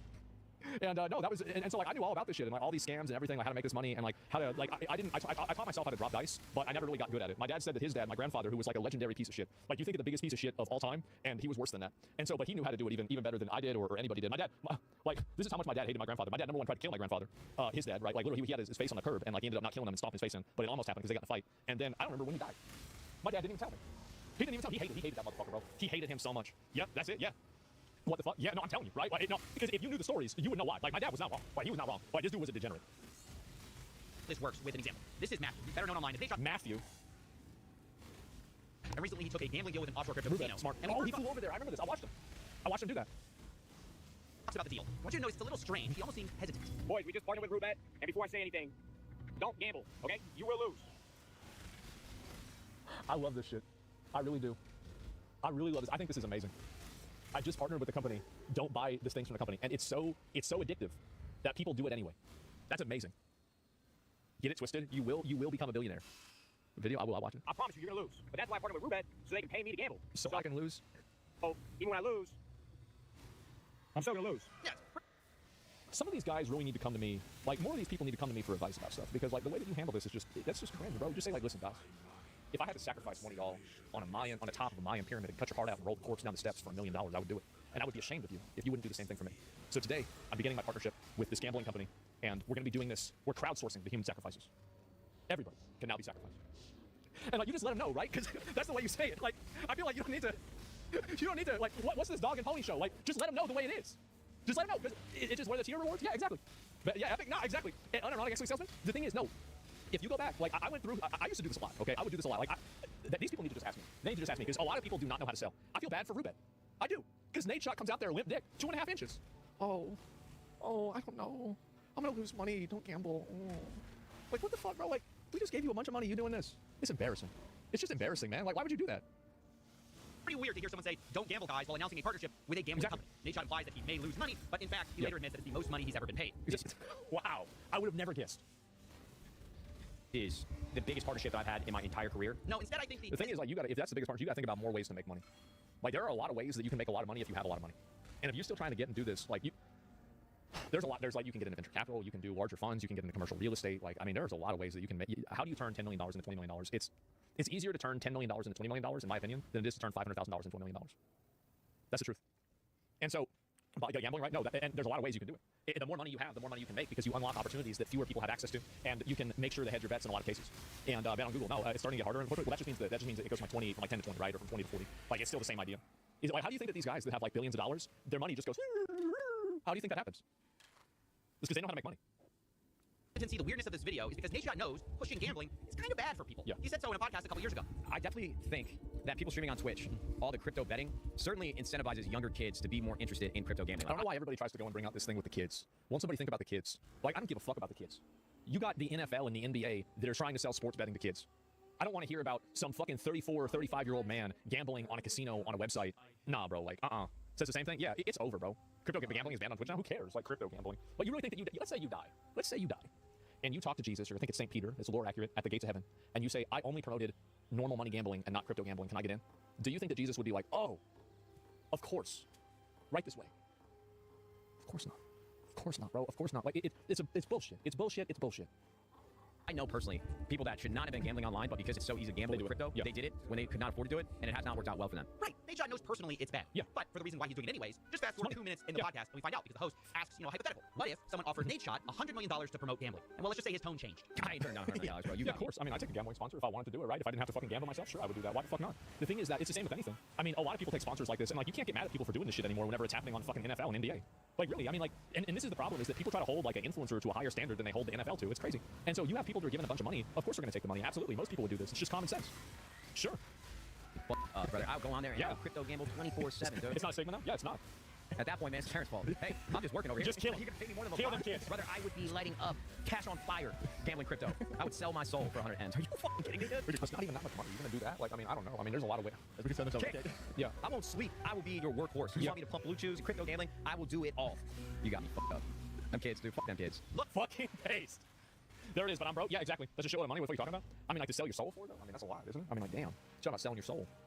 I'm just going to say, you can say he's wrong for saying that, he's a bad person for saying that, but the reality is, this is why gambling is winning. The casinos have so much money, they are buying people's souls. Even people who kind of admit gambling's kind of bad. Well, and then another reason why this happens is that, like, for example, a lot of sponsors nowadays don't want to invest money into online spaces because of controversy. So you have less big sponsors in the space, and it's like if you're a guy like me, for example, and like you like to talk about having sex with robots, and you like to talk about, like how you would put everybody in jail for just making you mad. Like, there's a lot of people that don't want to have their brand associated with that, right? Like, they're not really a big fan of it. And so gambling sponsors and like a few other sponsors really don't give a fuck. Like, alcohol sponsors do not care about this shit. They don't give a fuck. But and that's why you see more of it coming into the space too. Is that the endless purity testing and sponsor canceling that the community has done over creators over the years? They've done this. Like, there's been so many cancellations of creators. It's been harder for creators to get sponsored. Do you think these people are just going to go and turn down the money? Fuck no. Now all you're doing is now they're going to be going and trying to get the money from another sponsor. Because like, and I remember I realized this. I talked to like a guy about this, and I said like, well, like then you won't get any sponsors if you do this. He says for every good sponsor there are 10 bad sponsors. That's it. And so there's never a point like my outlook now is that like I never worry about sponsors. I get tons of sponsors. It's no big deal.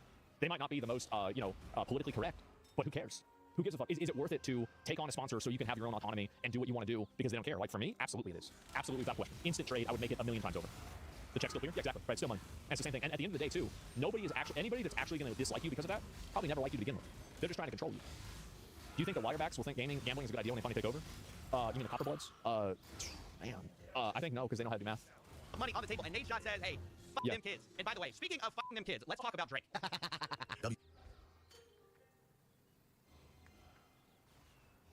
Man. He's wild for that one. He's in the shot. It isn't just streamers or influencers taking deals. It's the biggest rapper on the planet. He signed a reported $100 million deal recently with Stake, the crypto casino, which is wild. There's really no endorsement deals like that anywhere else that hit those kind of numbers. And just like Nate Shot, Drake wants you to know that, even though he's taking the money, gambling isn't for everyone. Recently, he posted an $8 million... Gotta share my other side of gambling. Losses are so fried right now. I hope I can post a big win for you all soon, because I'm the only one that's never sent a max. These guys max once a week. See, and this is what they do, man. Like, you actually think that it's rigged. It's not rigged, bro. It's RNG. Loss, saying no, I know Drake would cry about it's crazy how they will actually get so mad when they lose. They will think that it's rigged against them, and it's like, yeah, it always has been. Share the other side of gambling, especially now, maybe some of you think that's brave, but to me I see that and go, Drake, that is the only side of gambling for most people. Yeah. If any normal person lost $8 million, their life is over and their legs are broken. There's only one with another side to this whole thing. Yeah. Where to be clear, that other side is reportedly getting paid $100 million. And to be clear, I feel like you come out 92. Would you lose $8 million to make $100 million? I would. I think that's a pretty good deal. It's a lot of people taking these deals. I'm not trying to single anyone out. Let's also take Kevin Hart, right? One of the world's smallest comedians. He pushes draft. And also, Kevin Hart also went to Saudi Arabia recently and did that, festival and everything. And so did Bill Burr. The age of purity testing is dying. The age of degeneracy is beginning to rise. This one I find really bizarre. Do me a favor, man. Go to DraftKings app. Look at what I'm betting on. Look at why I'm betting on. Place your bet. All the action is here. DraftKings. Kevin Hart. I'm not going to ask. That's a decent promotion. But I feel like you could do a better job. Like, you know who I really think is getting scammed? I think Stake is getting scammed. Like Miz. This doesn't even have anything to do with like that Emmy shit at all. But like, Miz signed a deal on his Instagram to do Stake. And I feel like some of the skits that he did, I think he really phoned it in. I feel bad for Eddie. I do. I feel bad for Eddie and Train and X and all them, because I really think that I don't think Miz put in 100% to sell that company. It was low effort. These were low effort skits. Very low effort. Why Kevin needs you to get on DraftKings and bet. Like, the fact is, he's worth reported $450 million. But the real thing I find so gross about this is that Kevin Hart has gone on podcasts, talked about the need for financial literacy. He talked about this on Joe Rogan. The biggest problem within our community is knowledge. We don't know. Debt is welcomed because it's celebrated. That's all we know. The knowledge isn't given. So it's not till you obtain that knowledge and understanding that you go, oh, the thing is, and also like a lot of people, financial literacy is a huge problem with, I'm assuming something like our community, something like black community, I'm not really sure. I don't want to imply that. It could sound weird, but like, I think this has been a huge issue in general.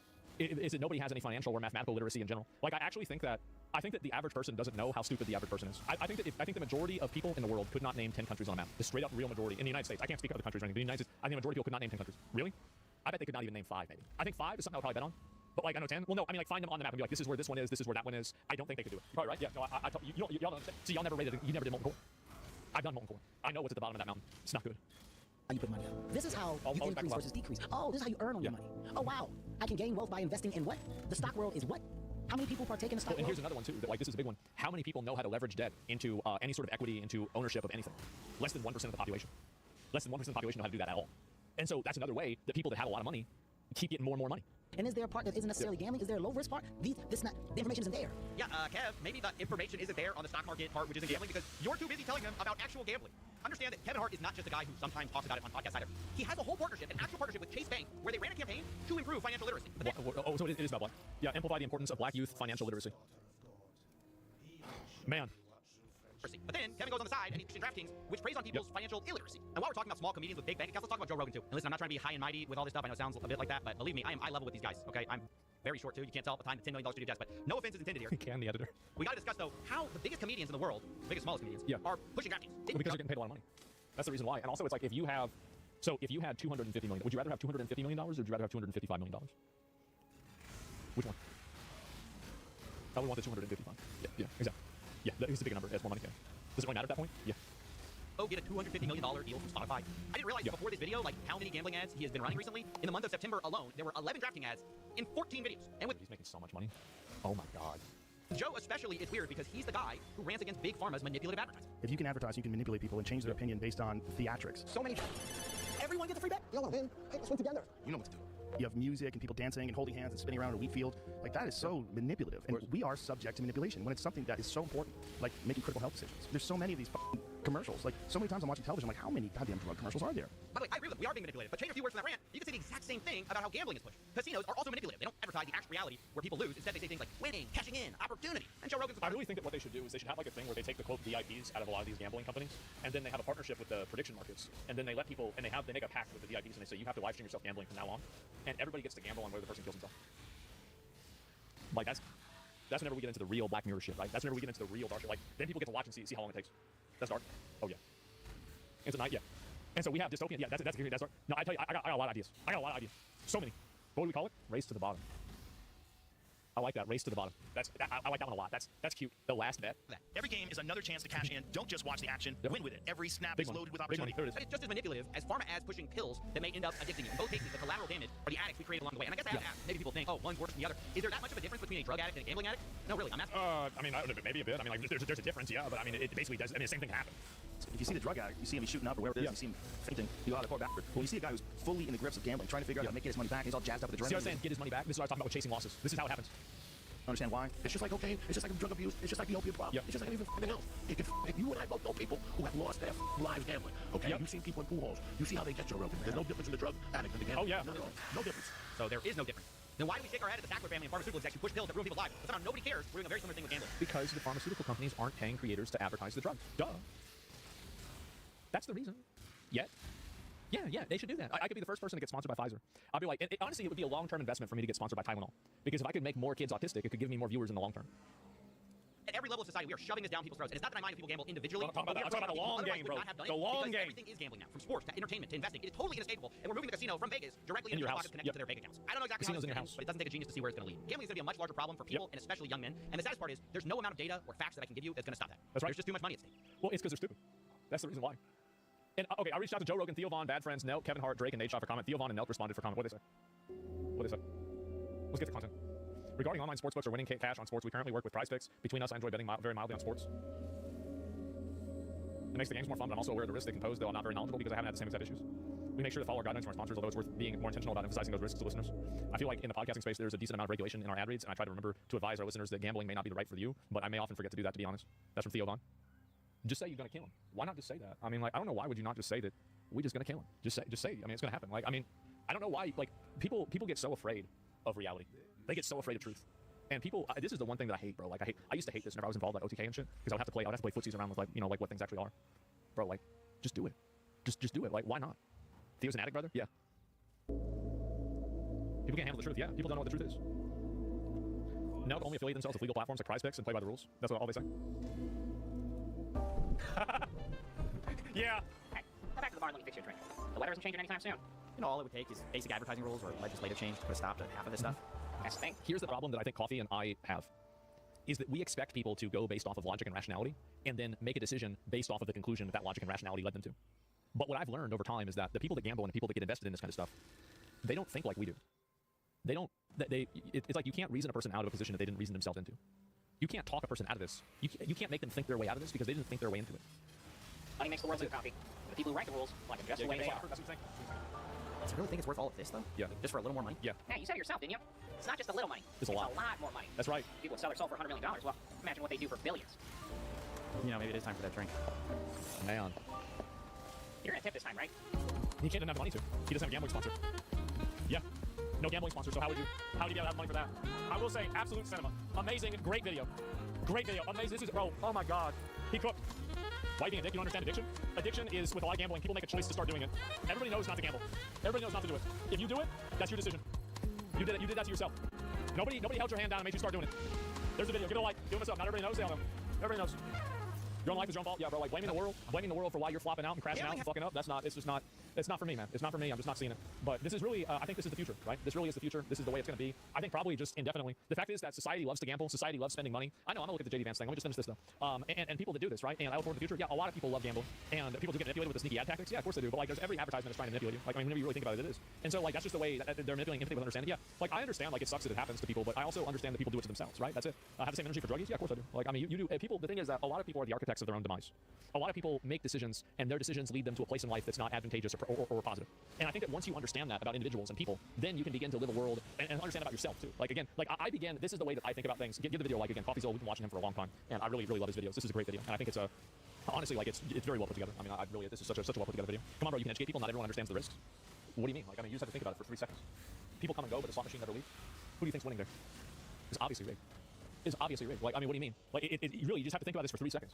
You think about this for 3 seconds, and there are some people, bro, there are some people that are just born to be scammed. They are born to be taken advantage of. They are born to just be fucking manipulated and fucked around and treated like shit. That's what happens. That's what happens. People that are like below, like, you know, bottom 20% IQ, people like that, they just get fucked over. And you might not like that that's true, but it's true. It's a fact.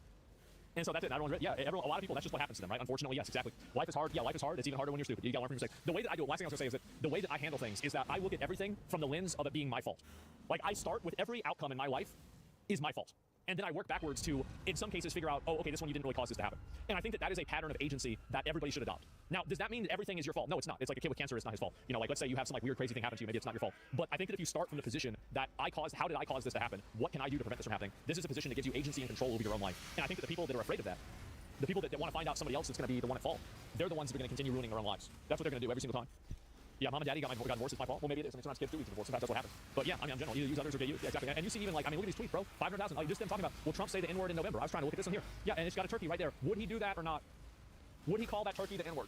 16%. I think, imagine if you get to record Thanksgiving dinner with Trump. I think this would double. It would double prediction market. Yeah, absolutely.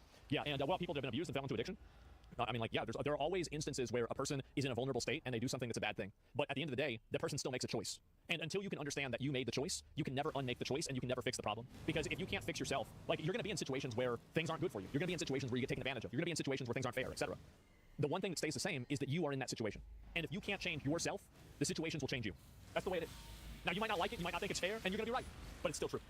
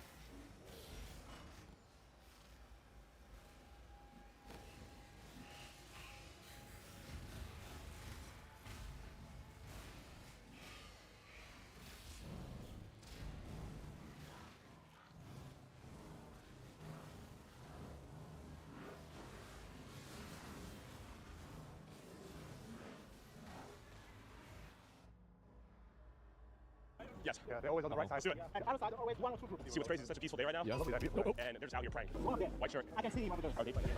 Let's go. That's the ball. Let's go. Let's go.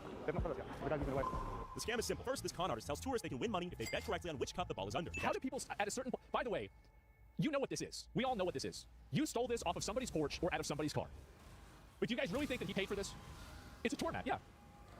Is the group of tourists playing the game are all accomplices working with the scammer to lure in real tourists to play the game. The second catch is, once the real tourists play, the game becomes unwinnable because the scammer uses a sleight of hand to steal the ball and all the cups are now empty. These scammers notice my camera before they finish their full scam. That's why one of the balls is squishy.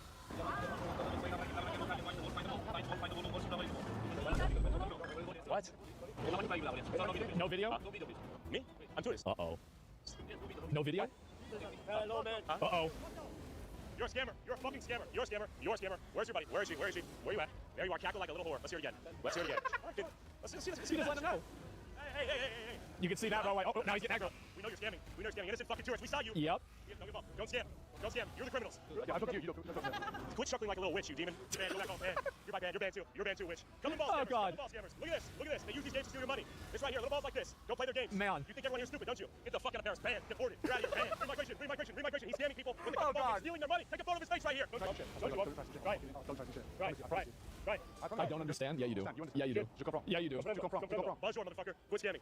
Quit scamming. Take a photo of his face right here. It's a filthy fucking scammer right here. He's stealing money from tourists. You criminal. You filthy fucking vagabond. How many years have you... I love how he goes after the old guy because he can't run away. And then everybody else roaches out on him, too. Been a filthy fucking criminal. Yep. You should try something. That's what you get. That's what you get. Where's the lair of demons? The lair of demons? Scammer spawn point. Scammer.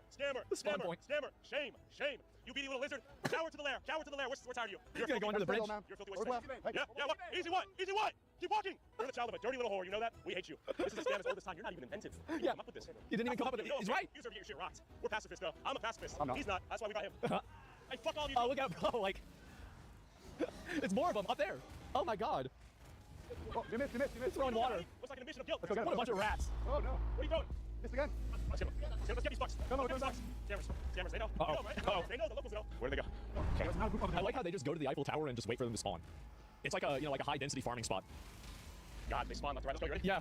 It's spawn in. As I was hunting down ops from above, my cameraman Pasha stayed behind talking smack. The scammer saw this as the perfect opportunity to attack. Fucking do that.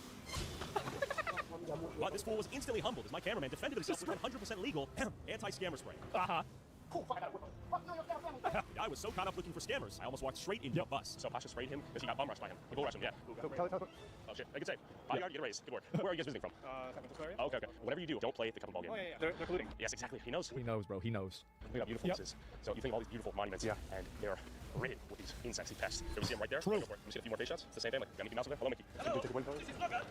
He's a nice man. I'll be back with $5. Yeah, they're literally back there. $5. Anyway, you'll be like, right, okay, Yeah. No, they're arrogant as hell. They're emboldened. You ready? The roaches are already back.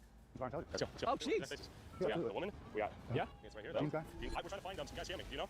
Do you know who this is? Oh, there it is. Who's that? Who's that man?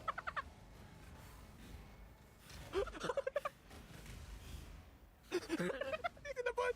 Scamming. Do you know? Do you know who this is? What? They're so stupid. This is amazing. It's so fucking retarded. Oh, there it is. Who's that? Oh, there it is. Who's that? Oh, no, nothing. What is this? Nothing. Don't do it. Careful. Don't do it. Careful. No, why are you hiding behind a bush? What? Why are you behind it? It's me. Fine. No, it's not. You're Act normal. Scammers!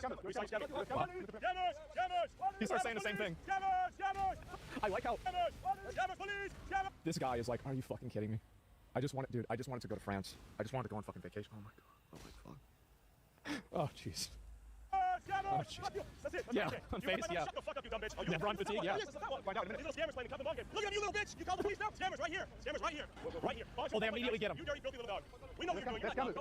Don't play dog. Oh, he's running away. Stop scammers. No, shut the fuck up. How are the police not getting him? We have no video. He's right there. You too, fatso. What's your BMI? Fuck your mother. Fuck your mother. That's the fifth time I've heard Get a real job. Go back home. You come here to These fat retards just show up.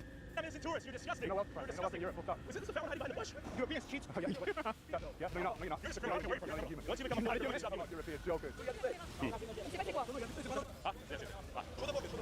quiet. You're not the police, bro. Get the hell out of here. Of course. I didn't use it. It's legal. There you go. Perfect. It's legal. Why are you scamming people? See, this is what's so crazy, is that the police are investigating the guys that are trying to stop the scammers.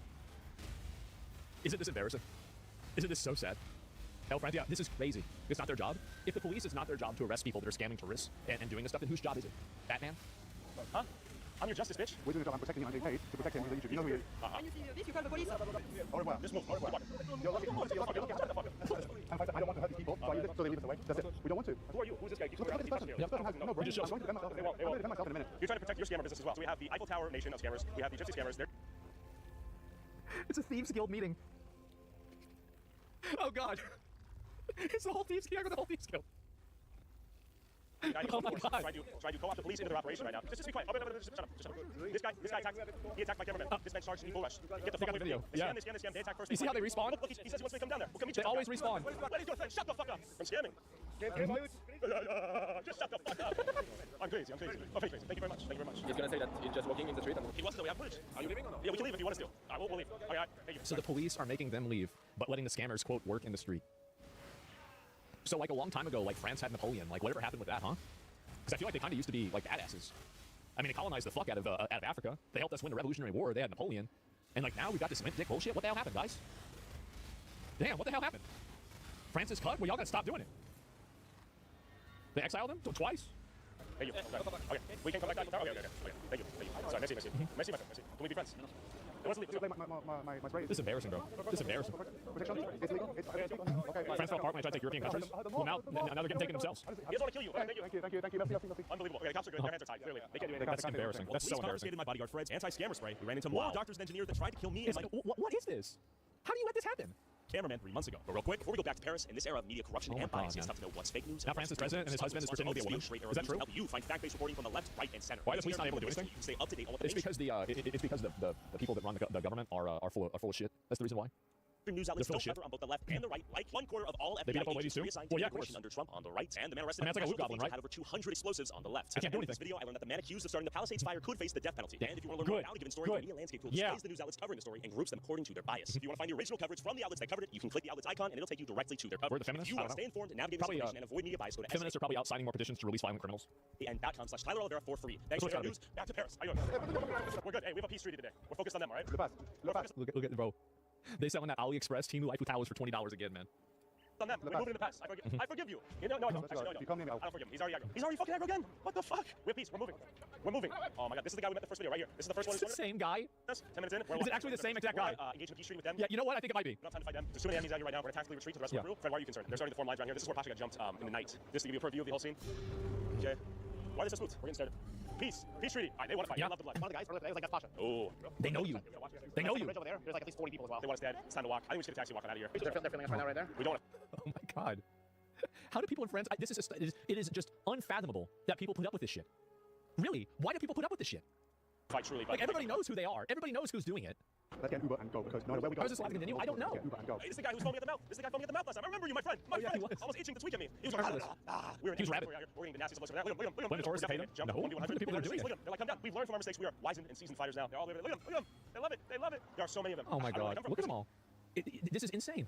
With all the little fake, the little rinky-dink Eiffel Towers they have right outside there. Like, why? This is what's so crazy, is that you import these people from these third world countries, these shitholes, and then they come here and they turn it into the shitholes that they left. This is what they do over in those countries too. They have these weird pop-up markets where they're selling little pieces of bullshit and scamming people, and now they're in France doing the same thing. Import the third world, become the third world. That's where we're at. I don't know why. This is, it is just, I cannot understand this. Infinite supply of them. Yeah, it's crazy. How you doing, my friends? Unbelievable. Definitely fucking do some chat.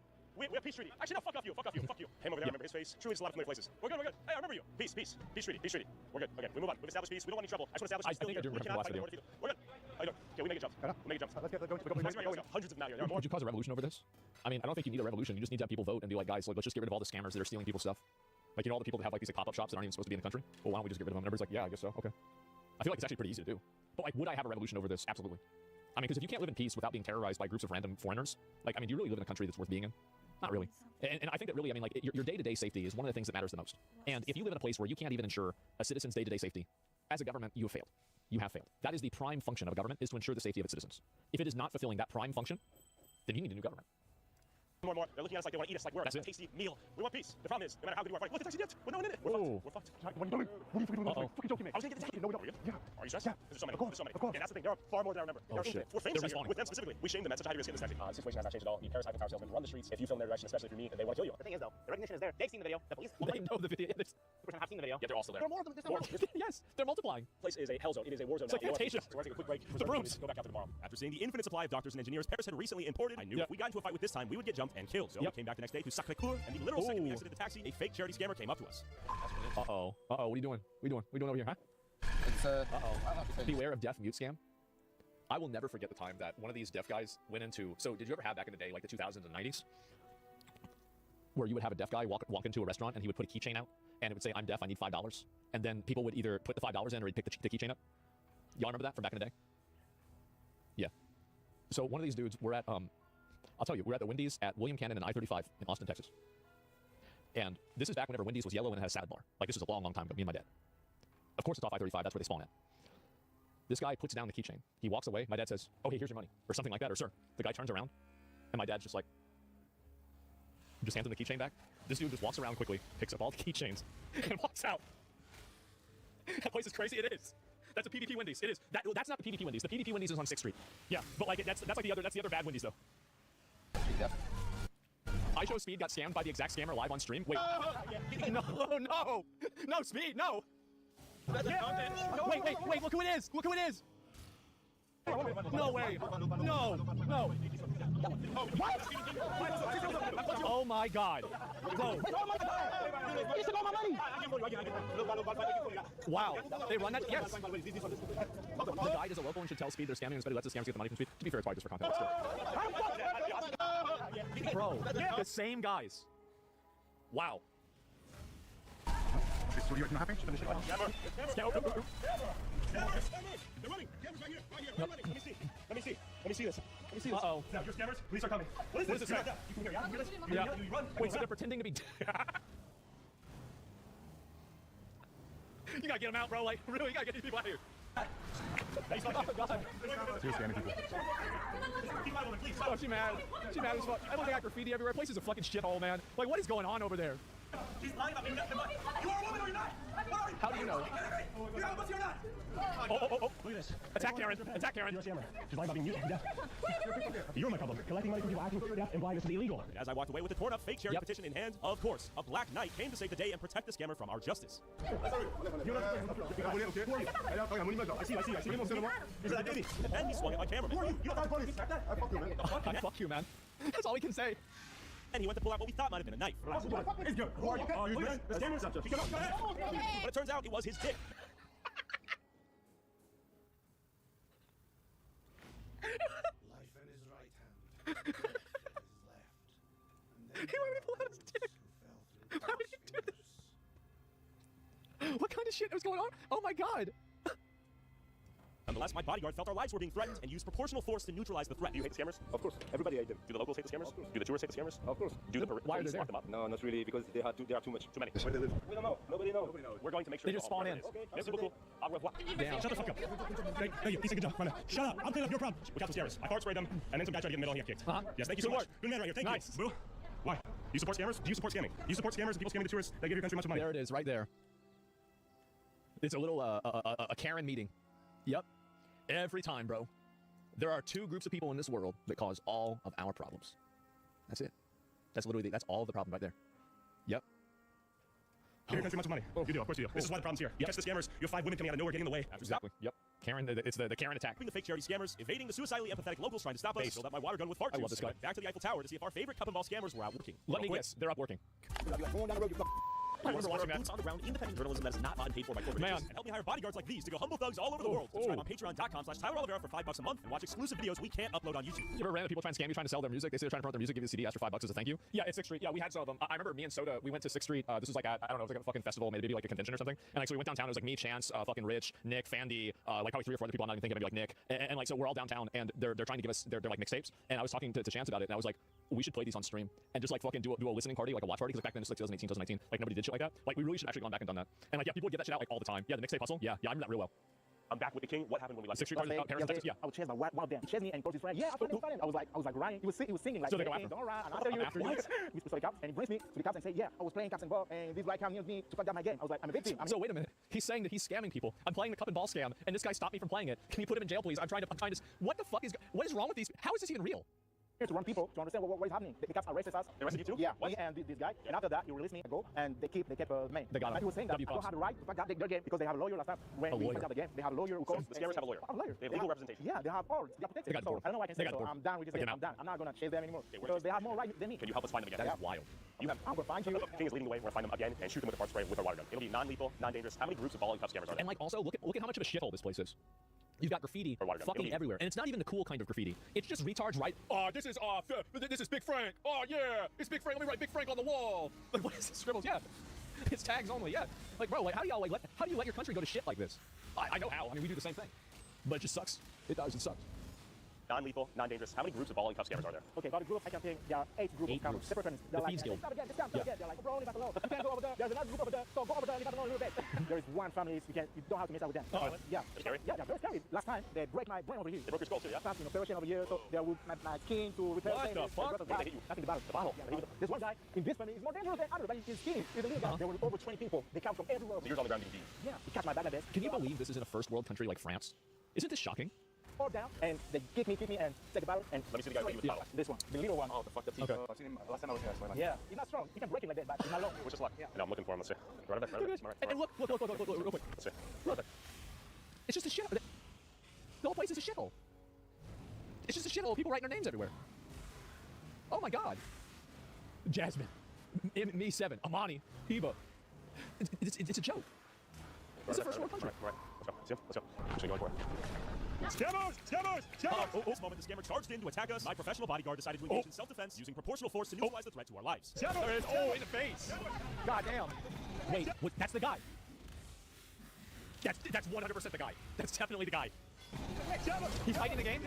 Oh! In battle, the same friend who cracked Christian's skull went to grab a weapon he hid in the nearby bush. Wait, so that's a stick ready? That's him. Look at them all. Uh-oh. Dude, this bodyguard is tanking 3 or 4 of these guys at the same time. Look at him.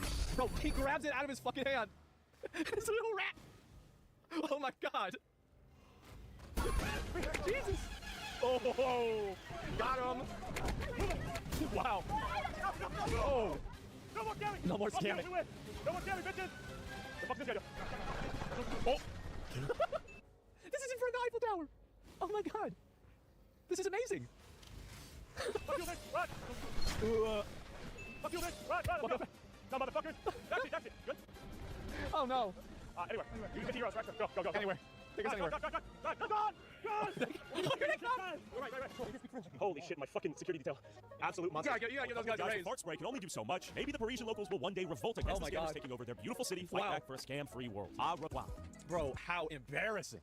Oh my God, these dudes are yes, bro, and this guy, the best part is the guy with the stick. Like, Jesus. Oh my God. And you see how it happens, right? So, let me watch it. So, the guy has the stick. This dude just grabs the stick out of his fucking hand. And it falls on the ground. This is a 4v1. Wow, bro. This is breakdancing? Yes. This is insane. That is amazing, man. The movie The Warriors? Yeah, I guess so. Conflict acquired. And he's just coming with the stick like a fucking goblin, bro. Oh my God. Look at him. Look at him go. Look, he's wearing a knife-proof vest. Yeah, I can see that. It's smart. Wow, actual fucking goblin. No, this video is amazing. This is amazing. And I cannot, it is astonishing to me that the French people put up with this bullshit. They do. How do you put up with this ever? It's amazing. Like, in my opinion, I would be so fucking mad if I was a Frenchman and I had to live in this country full of retards that are causing problems everywhere. These people are just causing problems for everybody everywhere, doing all this stuff. They never go to jail. They don't get arrested. Like, nothing happens. Guess how many scammers we have in Poland? Actually, I don't need, probably pretty much 0, right? Pretty much 0. And we know exactly why. Everybody knows why. I'm so ashamed right now. Yeah, we're tired. I know, bro. I know. Well, it's easy. A lot of them in places that don't get affected. Yes, exactly, right? 0. Yeah. Why? Because you don't let in any of the fucking migrants. And the people that are doing this are fucking migrants. That's why they can't speak French. That's why they don't know what the fuck is going on. The only thing they say is, fuck your mother, I fuck your mother, then they pull their dick out, okay? Like, these are not Frenchmen, okay? These are, like, foreign people that have come to the country that should be deported. They should be deported completely. Like, get them out. Yeah, tons of scammers in Poland, just native. Oh, yeah, of course, right? Well, that's what you've got your own problems. You're like, recharge causing problems over the place. Wait till you hear about the U.S. Well, we have some of these problems, right? Well, why do they not do it in their own country? Because in their own country, in a lot of cases, they get their hand cut off if they do it. That's the reason why. Is that, like, in a lot of these places, like, oh, why don't they go over there and do it over there? Because they get their hands cut off. And so, yeah, they don't want to put up with that shit. And that's the real reason why. It's money. Yeah, maybe money, too. I think money, I'm sure, is a factor with it, definitely. But, yeah, have you seen Norway? Sweden says no to rape. Convicts deportation as crime wasn't long enough. I did see that. Yeah, I did see that. It was like a 16-year-old girl or something like that. Yeah, and, yeah, what tourist wants to go to Nigeria? I mean, I don't know. Maybe it's a nice place. I have no idea. But either way, this kind of stuff and the fact that, like, the citizens put up with this is such a disgrace. It is such a massive disgrace, and somebody needs to do something about this. Like, let me link you guys a video. Like, I love Tyler's videos. I think they're fucking amazing, and I'm so glad to see some people trying to push back against this, because it is embarrassing. Give the video a like, give him a sub. He's got 8 million subscribers, and I still think he needs more. Okay, he's doing great. Mr. B should donate money to this. Yeah, somebody, right? What are they supposed to do? They're completely disarmed. We just hit him with sticks. Just get enough people together, get sticks, and just hit him. Duh. Like, how do you think he did things without the God, before the gods? Just get the sticks. Like, I mean, that's the reason, right? And honestly, the real solution, I'm joking around with that. The real solution is you vote in a government that simply goes in there, arrests every single one of them, and deports them. That's the solution. That's the way you handle it. It's not some other bullshit. It's not something else. You just get the government to get rid of them. It's such an easy solution, but for some reason, nobody understands it.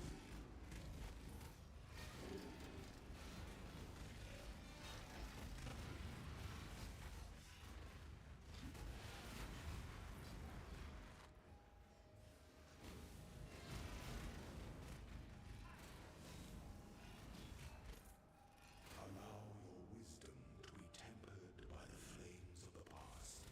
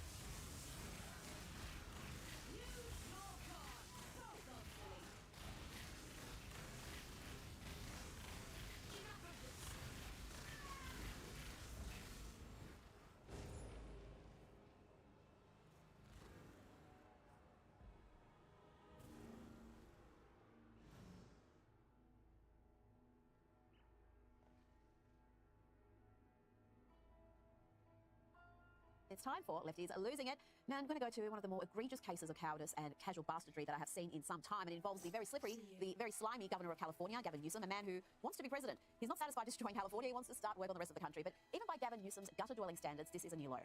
Remember the heartwarming, relatable story he told Charlie Kirk after Charlie was good enough to appear on Gavin's fledgling podcast? Well, he's now lying about what he said about his son being a massive Charlie Kirk fan. He changed the story because he was on CNN. First, let's listen to what he said to Charlie. Last night, trying to put my son to bed. He's like, no, Dad, what time's Charlie gonna be here? What time? And I'm like, dude, you're in school tomorrow. He's 13. He's like, no, this morning, wakes up at 6 up, and he's like, I'm coming. I'm like, he literally would not leave the house. Did you let him take off school? No, he did, of course not. He's not here for a good reason. But the point is, cancel school for like 2 years. Once one day. The point is the point, which is you are making a damn dent. Now, that's what he said earlier this year, and gosh, how quick-witted was Charlie. Quick as a flash, reminding Newsom about unnecessarily closing all those schools. Charlie did Gavin an enormous favour by agreeing to appear on his podcast. This is how Newsom repays him, by now walking back his comment that his son was a massive Charlie Kirk fan, because Gavin was on CNN, and he knows all too well what that loopy audience thinks of conservatives, even the most friendly, joyful conservatives like Charlie. Listen carefully to Newsom here. What a snake. So that's your son, obviously a fan of Charlie Kirk. What was the conversation like between you and your son after Charlie Kirk was assassinated? He called me, I don't know how he got a phone, but he called me from school that day. I was really alarmed, and all his friends were around the phone that wanted me to somehow express or understand what was going on. He wanted to know if he was dead. He wasn't a fan of him as much as he was familiar with him. And it was very revelatory for me, because he's also out there. My son is 11, 12 years old. He's sitting there talking to me about not just Charlie Kirk, but folks like Andrew Tate and these, sort of beyond Joe Rogan, in many ways sort of Facebook in so many respects, sort of this novelty of the pod, manosphere, etc. Wasn't a fan, he was just familiar. Really, what a detestable scrote. This man can't even remember how old his son is. He got it right back in March when he told Charlie he was 13. Now on CNN, he's claiming he's 11 or 12. He's aging backwards, Gavin. Your son is 14 now, by the way. Hunter is 14. Write it down somewhere so you don't forget. Really, though, what a weak character that he would seek to alter his own story about his son's admiration for Charlie Kirk. A snake. But Gavin Newsom is a saint compared to this next woman, Jennifer Welch, may just be the most hideous person on American TV, and that's saying something. A hideous, bitter, crazy, far-left conspiracy theorist loser who only appeals to fellow awfuls. That's affluent white female lefties who have lost any semblance of rationality, any semblance of decency too, it seems. So much so that they are comfortable saying stuff like this out loud. If you think people are waking up only in New York City, you're mistaken. Look at this clip of a wine mom at the No Kings March. Play the clip. What his name was? Charlie Kirk. Yeah, him's horrible. Horrible. Charlie Kirk is horrible? Yes, I'm glad he's not here. You're glad he's dead? Yes. Why would you say something like that, man? He was horrible on the campuses, the college campuses. Horrible person. You know what? I do the exact same thing. Would you be glad if I would die? Maybe. But I have to think about it. You should be ashamed of yourself. Ashamed of yourself. Your friend just said she'd be happy if I died. So listen up, Democratic establishment. You can either jump on board with this or we're coming after you in the same way that we come after MAGA. Period. Yeah, she thinks it's great that some deranged dimwit is celebrating Charlie Kirk's murder and telling a young woman to her face she too deserves to die for believing in things like biological reality. She not only thinks it's great and that Democrats should back that reprehensible worldview, but she's threatening the few sane Democrats resisting it. She said, if you don't get on board, we'll come after you the way we come after MAGA. Now, reminder, this hideous woman can be seen on MSNBC. I played one of her clips from MSNBC just last week. This is the modern left, folks. They are ugly, they are full of bile, and they are crazy. And that woman out in somewhere middle America saying, Charlie Kirk, he was a racist, he was a piece of shit.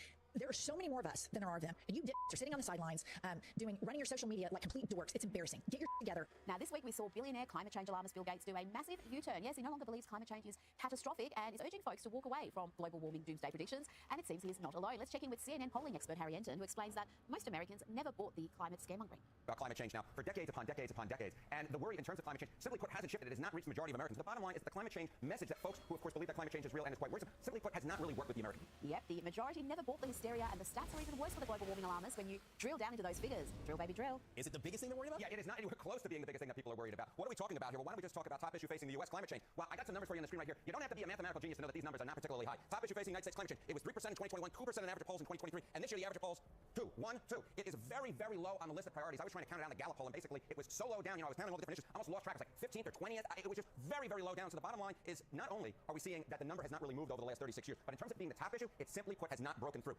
Oh dear, that must really be devastating for the Al Gore grifters, all those renewable rent seekers. Let's look at one more data point that really explains who sees climate change as a top-tier issue.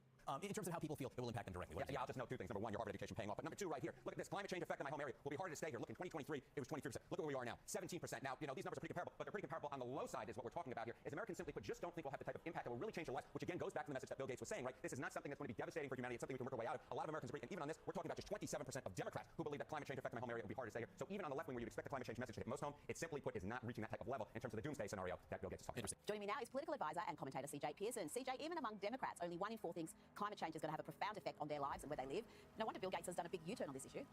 Huge pivot. Well, Rita, first and foremost, thank you so much for having me. I love these issues. I say that even Democrats are having a shock to reality when they realize the effects of the disastrous stimulus shutdown. Things are affecting things like EBT benefits. Things are affecting things, like our military pay, the ability for our servicemen and women to actually be able to afford their groceries and pay their rent. Those are the results of the consequences of democratic governance in this country. And so, yeah, you're right. Climate is not the biggest deal to many of these people because they're forced to confront real issues, real problems that are put on their plate by a Democratic Party that does not give a damn about them. And so, yes, climate change may be a pie-in-the-sky issue, a existential threat to the Greta Thunbergs of the world, to everyday Americans and everyday people all across the world. It's small things. Now, there were huge lines earlier today at Turning Point USA's latest event in Mississippi at Ole Miss, headlined by the Vice President J.D. Vance and Erica Kirk. People were waiting outside CJ for hours in the rain to attend this event, and J.D. Vance threw away the script to speak from the heart. I got this whole speech written, and I'm not going to deliver any of what I had written. I'm just going to speak from the heart, because that's what Charlie would so often do, and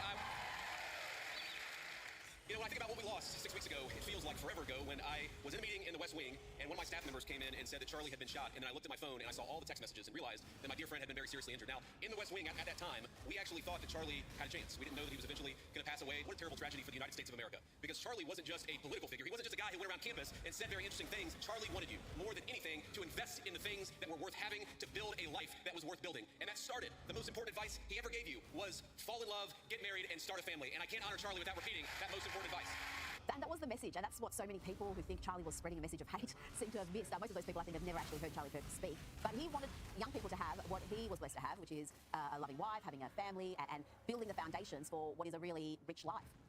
No, you're exactly right. I think the Vice President took the words right out of my mouth. Charlie Kirk lived a life bigger than him, and that was exactly his intention. And to see the crowds that we're seeing at universities like Ole Miss, and of course the tour is not stopping. We'll see them at Auburn University in just a few weeks. It shows that as a movement, it's not just alive; it's alive and well, and it's growing. It is, what's interesting to me is that the left tried to stop this movement with a bullet. What they actually did was grow it tenfold. And so young people are waking up. Young people are more active and energized than ever to fight for this country, to do all that they can to make America great again. And I gotta say, I knew Charlie very, very well. I know that he's looking down on all of us with a smile on his face, and we're doing all that we can to make him proud. Well, that's what Erica Kirk asked for as well. She asked the audience to make Charlie proud. She got a huge reception, naturally, and she also asked the young audience to find their courage.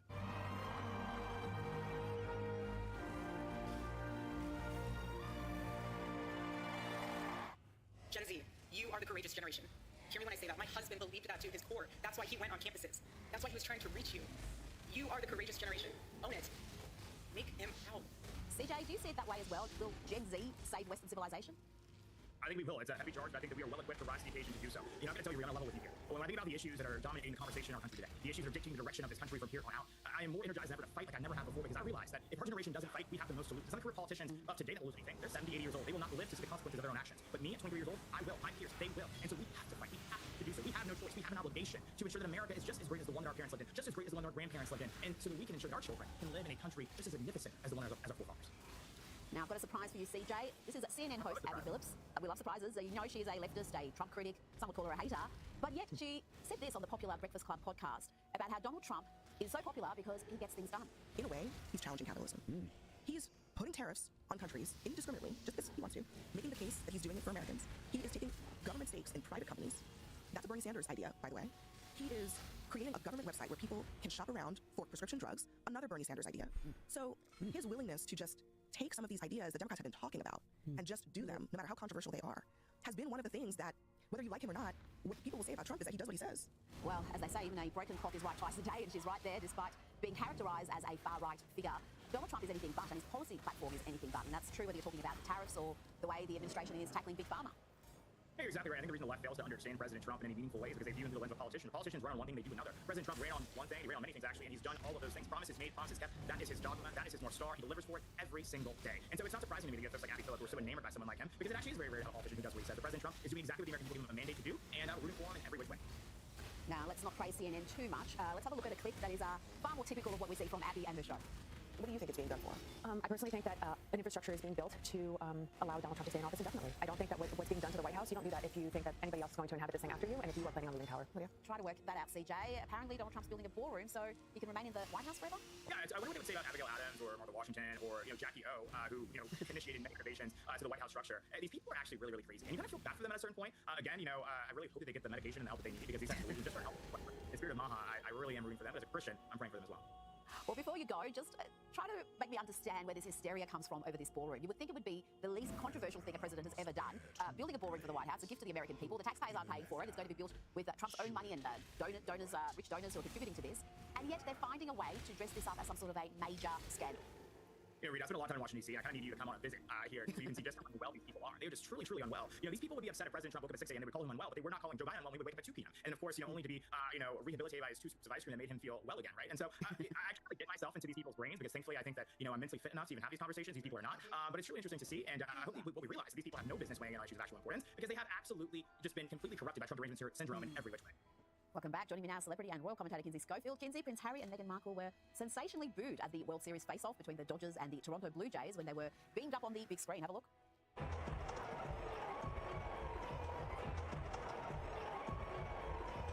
Oh, I can see these two dining out on this for years to come. Will they blame racism? Will they blame anti-ginger bigotry? What's the story? Oh my goodness, the look on Prince Harry's face when it registers that they're being booed, you can tell it really affects him. This is interesting because recently an LA-based crowdsourcing site called Ranker named Meghan Markle the #1 most disliked celebrity in the United States. They polled 48,000 people. Prince Harry wasn't far behind, ranking 3rd on the list, with only people with excessive Sean Diddy Combs separating the pair. The reaction they received at the World Series seems to confirm this sentiment. When Meghan and Harry appeared on the Jumbotron while sitting front row in front of all of these athletic greats, like, why should they be on the front row? Where is your son Archie, Harry? Why are you always dragging your bride? The crowd erupting in boos. It's a clear reminder that they may not be as admired as they believe they are. Well, not even in the US. We know what the Brits think about them, what Australians think about them, but even in the US, where you would think in California with celebrity culture, they would have some standing, but no, even the youngsters think of them. Now, that wasn't the only time Prince Harry copped a brutal slapdown this week. He was also mocked on comedian Hassan Minhaj's show about his memoir and life in the US. Let's have a listen. Hey, do you like my Cybertruck? You guys out there, you cannot laugh like this. We're having a real thing. No, but by the way, the laughter, it's encouraging. Is it encouraging or is it mocking me? No, come on, y'all. You can't be too upset about that, can you?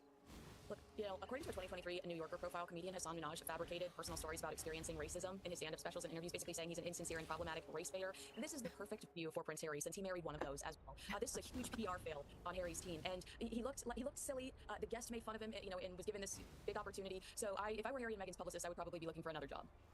Well, I wasn't aware of Hassan's form in this area. That is very, very interesting indeed. Now let's talk about Katy Perry and Justin Trudeau. One of Katy Perry's friends has revealed to the Daily Mail why she loves Justin so much. And apparently it's because, and I'm quoting here, she's very into astrology. And she loves that he is an earth sign, a Capricorn. She is a Scorpio, like a total typical Scorpio. So she is very driven and headstrong. So she likes having an earth sign as a boyfriend because it grounds her. This is a quote from the friend. Kinsey, I think I lost around 20 IQ points just reading that out. I mean, really, she can't be that daft. I think that we just don't understand this because we're not astronauts. And when you're an astronaut, you need a boyfriend that grounds you, okay? If you're specifically looking for a boyfriend that grounds her, perhaps it's just because life in space is hard, and maybe one day we'll get there. Yes, maybe she's mixing up astronomy and astrology. Maybe the two can be brought together by the power of Katy Perry. We can only hope. this is ugly. This former CNN news host Don Lemon has been labelled a hypocrite after telling the co-host of his new digital show that he thinks Megyn Kelly looks trans and that she's clockable, which they then Google and realise the term means you can easily identify or clock a person as being transgender. Have a listen. Megyn Kelly, my final words, kind of looks like a Barbie doll covered in like WD-40. I think she looks trans. Let's end on that. She looks, as they say, she looks clockable. I'm lost for words. I mean, what is he looking at? Megyn Kelly is objectively beautiful. She's a beautiful woman. There's no doubt about whether she's a woman. And what an ugly attack from someone like Don Lemon, who has said some fairly questionable things in the past whilst he was an anchor at CNN. And isn't it interesting about how it's always about women? You know, he's not this critical and hateful about, and judgmental about other men. When he got fired for it, CNN was talking about, women. So this just feels like it's perfect, right in his wheelhouse. But imagine if you or I said the same thing about a liberal woman. We would be canceled. We would be absolutely destroyed for it. Why does he get a pass? Is it because Kelly is considered a conservative woman? I think it's, again, another example of the tolerant left, showing their true colors, how absolutely hateful they can be. Before you go, just quickly, actress Jamie Lee Curtis has clarified remarks she made about Charlie Kirk in the days following his death. This is after she copped backlash, Kinsey, because she didn't celebrate his death. She's got a bit of a far left following this one. Yeah, and she said that she was mistranslated when she said that she wished him well, and that she wasn't intending to speak about Kirk in a very positive way, but was talking about his faith. So a woman that stands up after a man is murdered and says, we shouldn't be applauding this, he's a father and a man of faith, is now taking that back. Make this make sense. She is apologizing for saying it was horrible that he was murdered. Absolutely disgusting. Kinsey Schofield, thank you so much for your time tonight.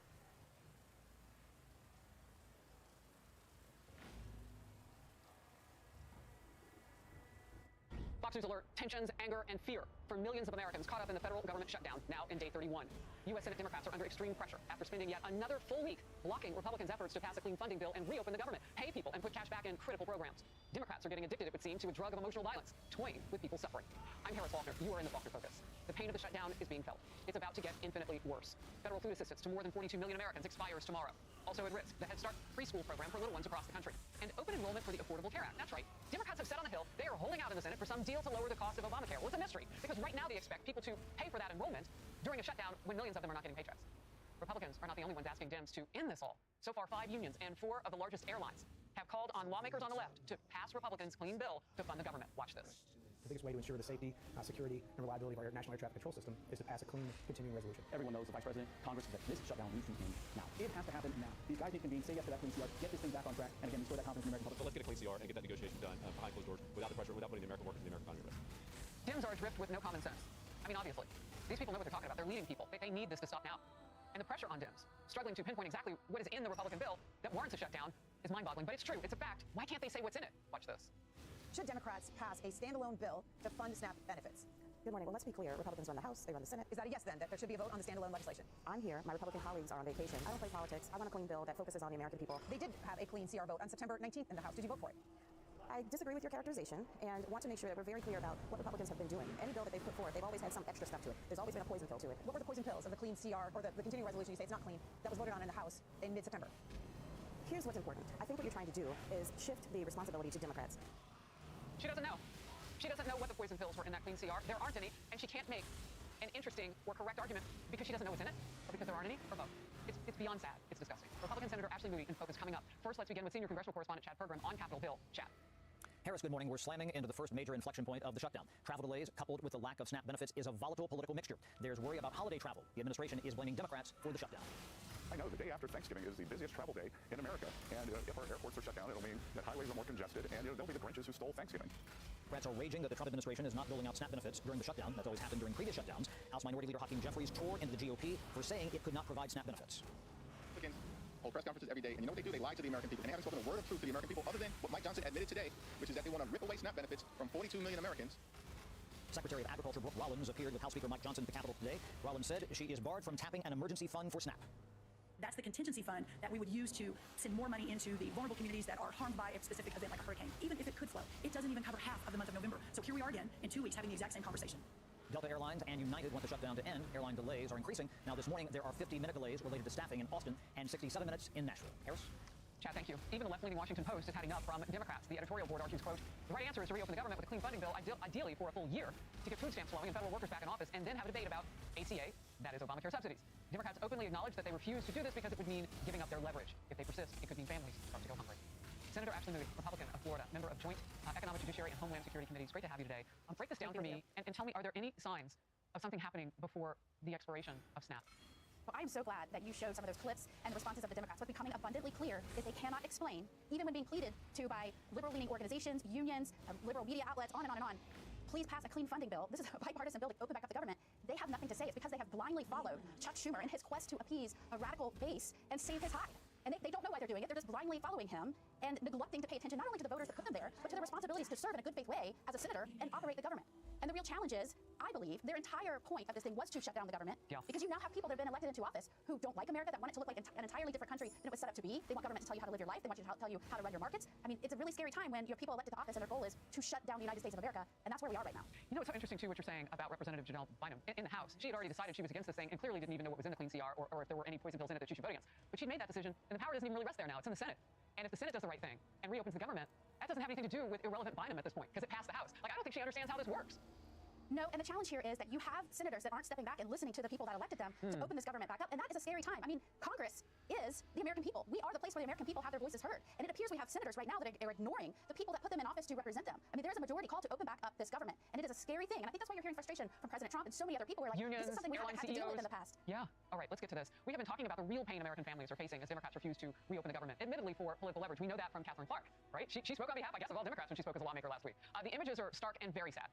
People are already lining up for food assistance at pantries across America, and many of those facilities cannot keep up with the now empty shelves. I mean, just in days. And the people who defend our nation are hit hard too. Many military families live paycheck to paycheck, especially those who just entered, those younger fighters that we have.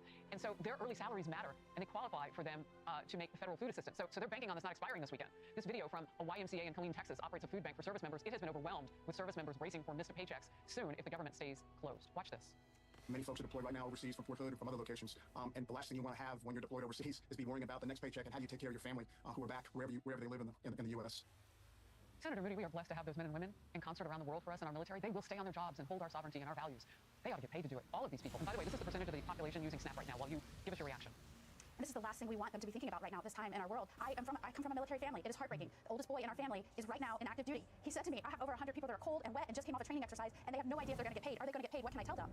This is the longest shutdown in American history, the longest full shutdown in American history. It tells you something about the people that have been elected to the Senate that aren't paying attention to their role, their good faith role as a senator to push this government and open it back up for the people. And they can do that. We already have Democrats voting with us. We just need a few more to stand up, grow a backbone, and vote to serve their country. It is incredibly important right now. I'm the newest senator. This place is broken. We need to fix it. And I'm pleading with my colleagues. Let's open back up the government so we can serve the people. Well, I tell you what, you're educating us because you're right. On Monday, we will tie the longest ever. And that's because everybody's already leaving Washington. They started leaving yesterday. So it's almost like a weekend doesn't even count. But it counts for those families. It counts. I'm so glad you were in focus today. Thank you. Great to be with you. Hey everyone, I'm Emily Compagno. Catch me and my co-host Harris Faulkner and Kaylee McEnany on Outnumbered every weekday at 12 p.m. Eastern or Center DVR. Also, don't forget to subscribe to the Fox News YouTube page for daily highlights.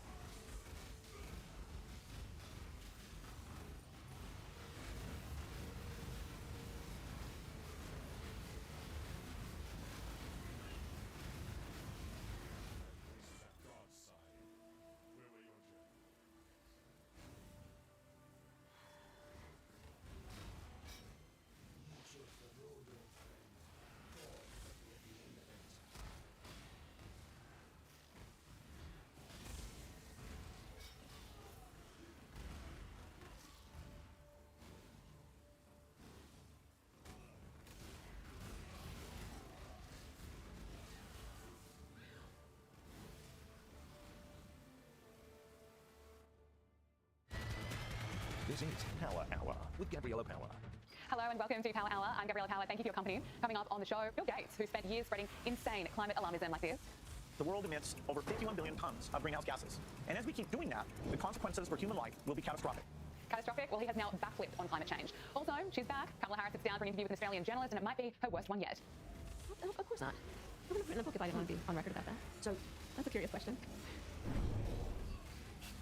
Joining us now is newsroom editor at Unheard, James Billow. James, thank you for joining us. Let's start with New York City, where Democratic Socialist Zohran Mamdani is likely to be elected mayor of the city next week. President Donald Trump has tweeted, the more people learn about Mamdani, the less they like him, and that has to be true. I mean, his agenda is so far left. He called to defund the police. Earlier this week, he suggested that his family, that they were the real victims of the September 11 terror attack that killed 3,000 people. He wants rent freezers, and there are now real estate experts sounding the alarm over what's going to happen to townhouse owners if Mamdani gets in. Yet the polls have Mamdani well in front of Andrew Cuomo and Curtis Lewa. What's this week been like for you over in New York City, and can I get your take on what's going on here? Fundamentally, it's been a pretty depressing few days for those of us who are not supporting Zohran Mamdani. What I will say, though, is that the last 24 hours has given me a bit of hope. The polls do seem to be tightening just a little bit in Cuomo's direction, and that's why we're seeing ex-mayor Michael Bloomberg double down and actually give $1.5 million to the Cuomo campaign. So it's a long shot, but I'm not giving up hope yet. I think what we're seeing at the moment is all these clips starting to resurface, and it's just a reminder to voters of just how ugly some of the rhetoric that Zoran Mamdani has danced around with over the past few years. There was a police quote as well, something about the NYPD having their laces tied by the IDF or something ridiculous like that. And it's these kind of comments that just do not fill me with any kind of faith in New York's potentially next mayor. We hear a lot about how he's changed, he's pivoted to the center, he's a reform character, but I just don't believe that. I have no trust in this man, and I have to say the next few days are going to be very, very tense over here. Absolutely. Well, Florida Governor Ron DeSantis has made a pitch to every New York police officer who are thinking about leaving. Let's take a look.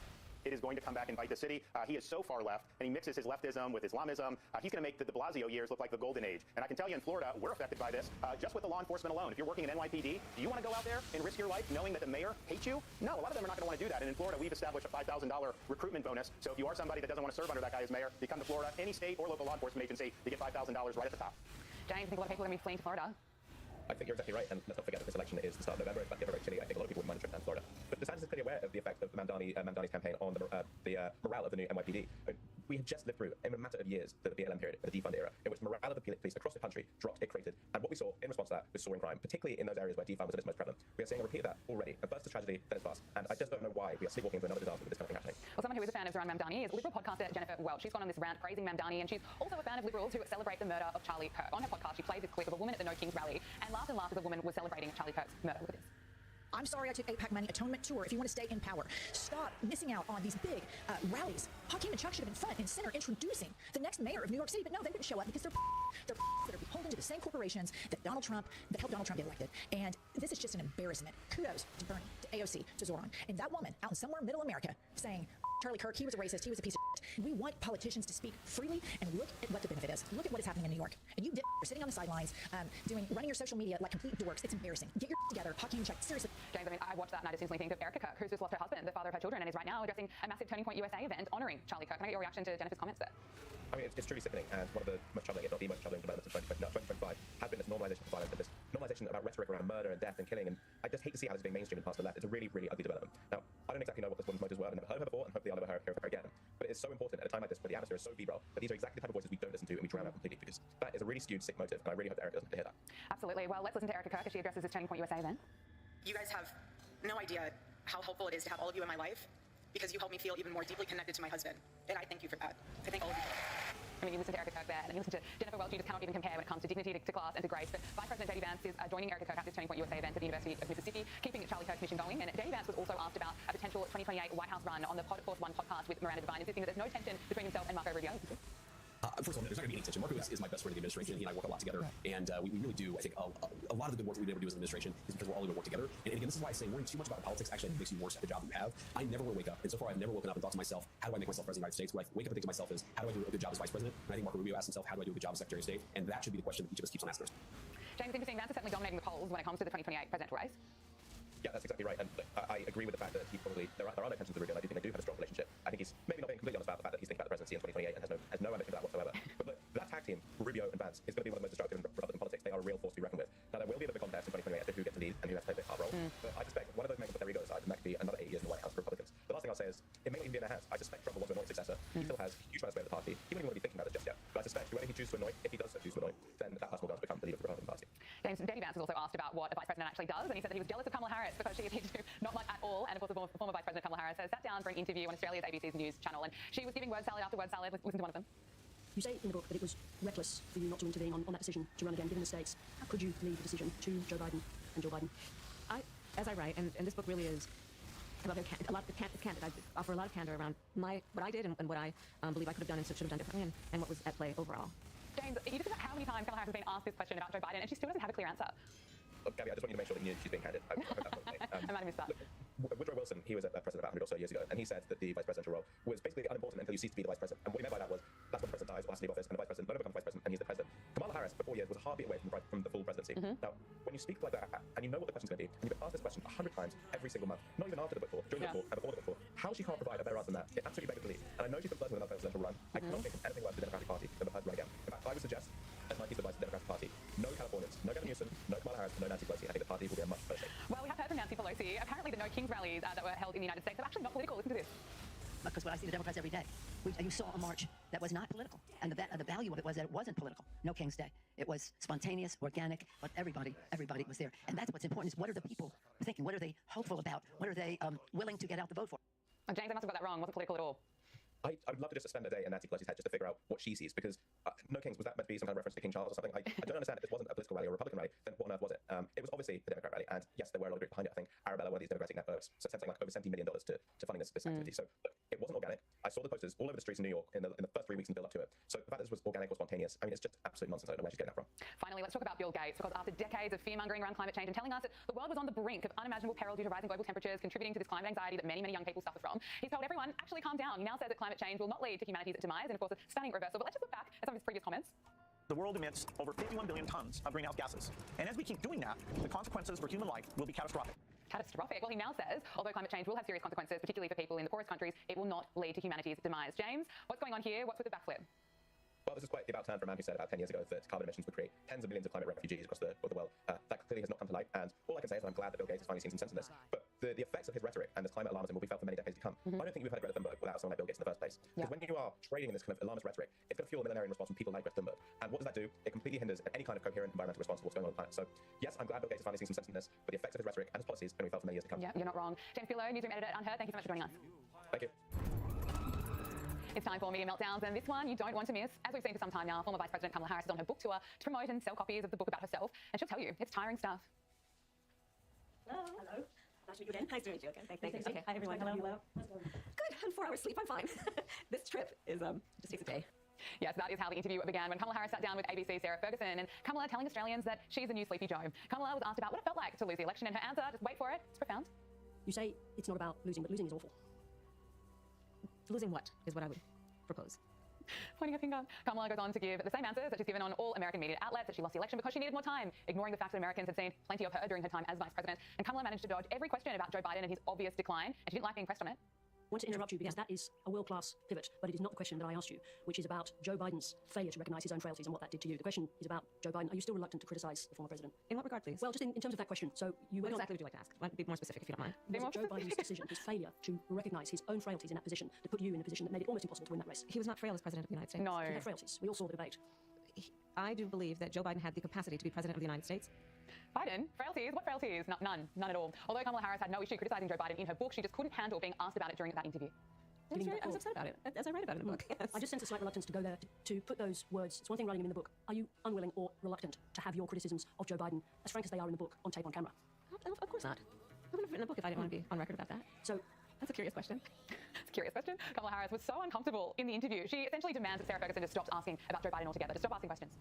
Well, no, I just thought I could detect a difference between what the strength of the language, the clarity you saying hurt and disappointed. Well, here's the thing. I wrote a book that the book is not about Joe Biden. So a lot of your questions have been about Joe Biden, and I would really like to talk about the book in full. I'm happy to directly answer any question you ask, but the book is not about Joe Biden. Oh, poor Kamala. She was there to promote her book. She's got better things to be doing than talking about the Joe Biden cover-up. But in that interview, that can only be described as a train wreck, really. Kamala Harris, she got what she wanted, and she was asked about the book and what on earth it actually offers. It's important, as I write in the book, to keep in mind it was the closest presidential election in the 21st century in America. No, it wasn't. Kamala lost the popular vote in all 7 swing states in what was a decisive victory for Donald Trump, and thank God for that. Joining us now is Michael Kroger, former president of the Victorian Liberal Party and Sky News contributor. Thank you so much for joining us. Kamala Harris, she keeps trying to rewrite history, lying about how close it was, when in fact it was a much closer election result in 2000 when Al Gore won the popular vote, yet George W. Bush won the Electoral College vote. In 1960, JFK won the popular vote by 0.17 percentage points against Richard Nixon. Kamala, she lost the popular vote all 7 swing states, and she has nothing else to offer us but spin. No, she's got to do nothing about it. Well, look, there's several things you can say. First of all, in terms of the 2028 election, if you look at the bookmakers' odds, public opinion polls, she's only the 6th favoured candidate amongst the Democrats. That's with Newsom, AOC, Shapiro, Pritzker, Buttigieg, and then Kamala Harris. So even amongst Democrat supporters, they rate her incredibly lowly. And the reason for that is she was a shocking vice president. She was a terrible candidate. And if you look at what Trump said and what he's doing with the borders, which is an extraordinary achievement, cracking down on crime in the democratic cities, stopping the flow of illegal drugs and fentanyl into America, whether it's from Venezuela or Mexico or other Latin American countries, the peace deals he's done with other countries, freeing the hostages out of Gaza, bringing jobs to America, massive investment into America, etc., etc. Boy, that's a pretty substantial list of achievements. And if you put that against Joe Biden's achievements, which there were very few, so Harris was a terrible candidate. She's not really associated with any successes. You can't say the Biden presidency was great for A, B, and C reasons. And I thought it was, look, as I'm getting older, Gabriella, 30 minutes is a long time in your life. And that's 30 minutes of my life I will not get back, watching that backwards battle about Joe Biden. Saying that she sat in all these meetings with Biden and didn't notice any decline at all. What? I mean, to say those things is an insult to the American public. You could see that Joe Biden wasn't fit. And it took George Clooney of all people to say, listen, Joe, time to nick off. Let's talk about Donald Trump. He's on the final leg of his Asia tour, and it's resulted in a historic peace deal between Thailand and Cambodia, transformative trade and investment agreements with Malaysia, Cambodia, Thailand, Vietnam, Japan, and here he is in South Korea. When America thrives, our partners thrive, and our alliances thrive with all of the countries. The Indo-Pacific thrives, and that's good for all of us. And the entire world becomes safer and wealthy and greater than ever before. We get along with a lot of countries. We solved a lot of wars and a lot of problems, and that's all good for all of us. The extraordinary American turnaround that I've just described has been achieved not by just continuing business as usual back in Washington. Michael, although Donald Trump clearly put America first and he has an American first agenda, that doesn't mean America alone. What do you make of his Asia tour? Well, again, very successful. I thought his meeting in Japan was extraordinary, re-emphasising the close relationship between America and Japan, Malaysia, now South Korea.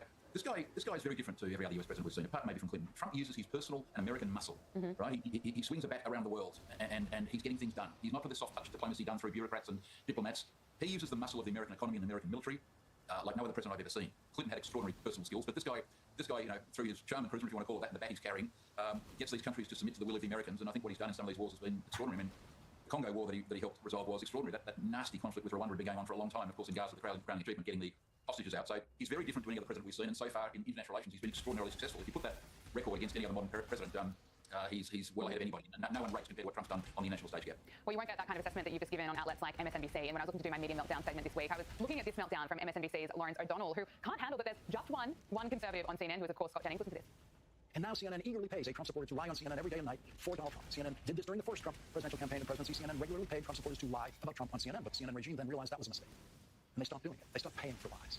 But then CNN got a new head. The head of CNN for the last 3 years, hired by the Trump-supporting owner and operator of CNN, is an Englishman who thinks paying Scott Jennings to lie about Donald Trump is money very well spent. Scott Jennings, who used to be an aide to Senator Mitch McConnell, was not always a rabid, lying Trump supporter. When he first started appearing on television, he was capable of criticizing some of the more extreme Trump positions, but Scott Jennings figured out where the money is and how he could get his own podcast and decided to become the J.D. Vance of CNN. I mean, the TDS is just off the charts. It's not like CNN is balanced. It has one conservative, and thank God for Scott Jennings. Well, look, what's happening in the American media is this. You've got the Democratic Party going to the hard left, and MSNBC have decided to cash in on that. They are the broadcasters of the hard left in America now, so now back in CNN who hardly play Trump. So exactly. what that guy's trying to do is become, you know, the home for all the American left freak show. And, you know, as you say, to criticise CNN for having one supporter, and of course, if you agree with Trump, you're a liar. I mean, seriously. So this is the problem with MSNBC. Their own ratings, of course, are down enormously over the last few years. Fox has gone up incredibly strongly, and they've just decided they're the home of the hard left. Now, going back to what we were saying before, the problem for Gavin Newsom and Kamala Harris and Pritzker, the more moderate, sensible, Clinton-esque, you know, political descendants of Bill Clinton, and the sort of more sensible, mainstream, moderate, rational Kennedy wing of the Democratic Party. But the Democratic Party itself, the membership have gone mad left. Stations like MSNBC have gone mad left, and they're going to support, you know, an AOC type candidate. Bernie Sanders is probably too old now, but they're going to endorse a hard left candidate against J.D. Vance because that's their home now. They're gravitating to the extreme left because moderate positions are not drawing any ratings in America.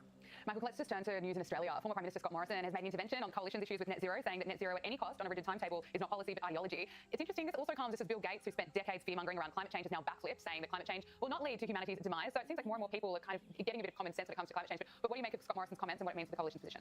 Well, I thought Scott was absolutely correct. It is an ideology. I mean, most people don't know what net zero means here in Australia. They sort of grab this phrase and say, we agree with it, it's become part of religion here. The more thinking people like the idea of a net zero increase in emissions, but say, well, hang on, it can't come at any cost. It can't come at booming prices, particularly for electricity. And so what we're seeing around the world, not just here, but in Britain and Germany, other countries, is people saying, look, we like this as an objective.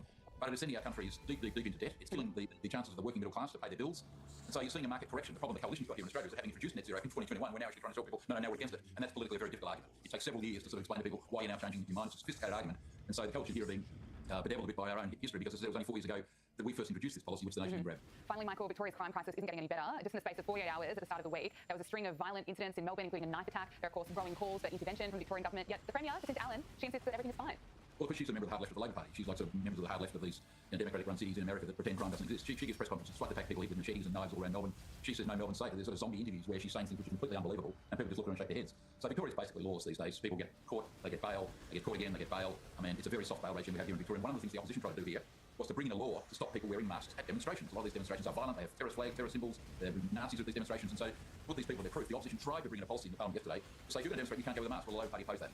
So that shows you how serious they are about bringing people to account for some of the violence that happens at these demonstrations. And we have a massive law and order problem here in Victoria, and it seems to be getting worse. Michael Kroger, former president of the Victorian Liberal Party and Sky News contributor, thank you so much for joining us. Pleasure, thanks, Gab. That is Power Hour. Thank you for your company. We'll see you next week. Make sure you subscribe to Sky News Australia on YouTube.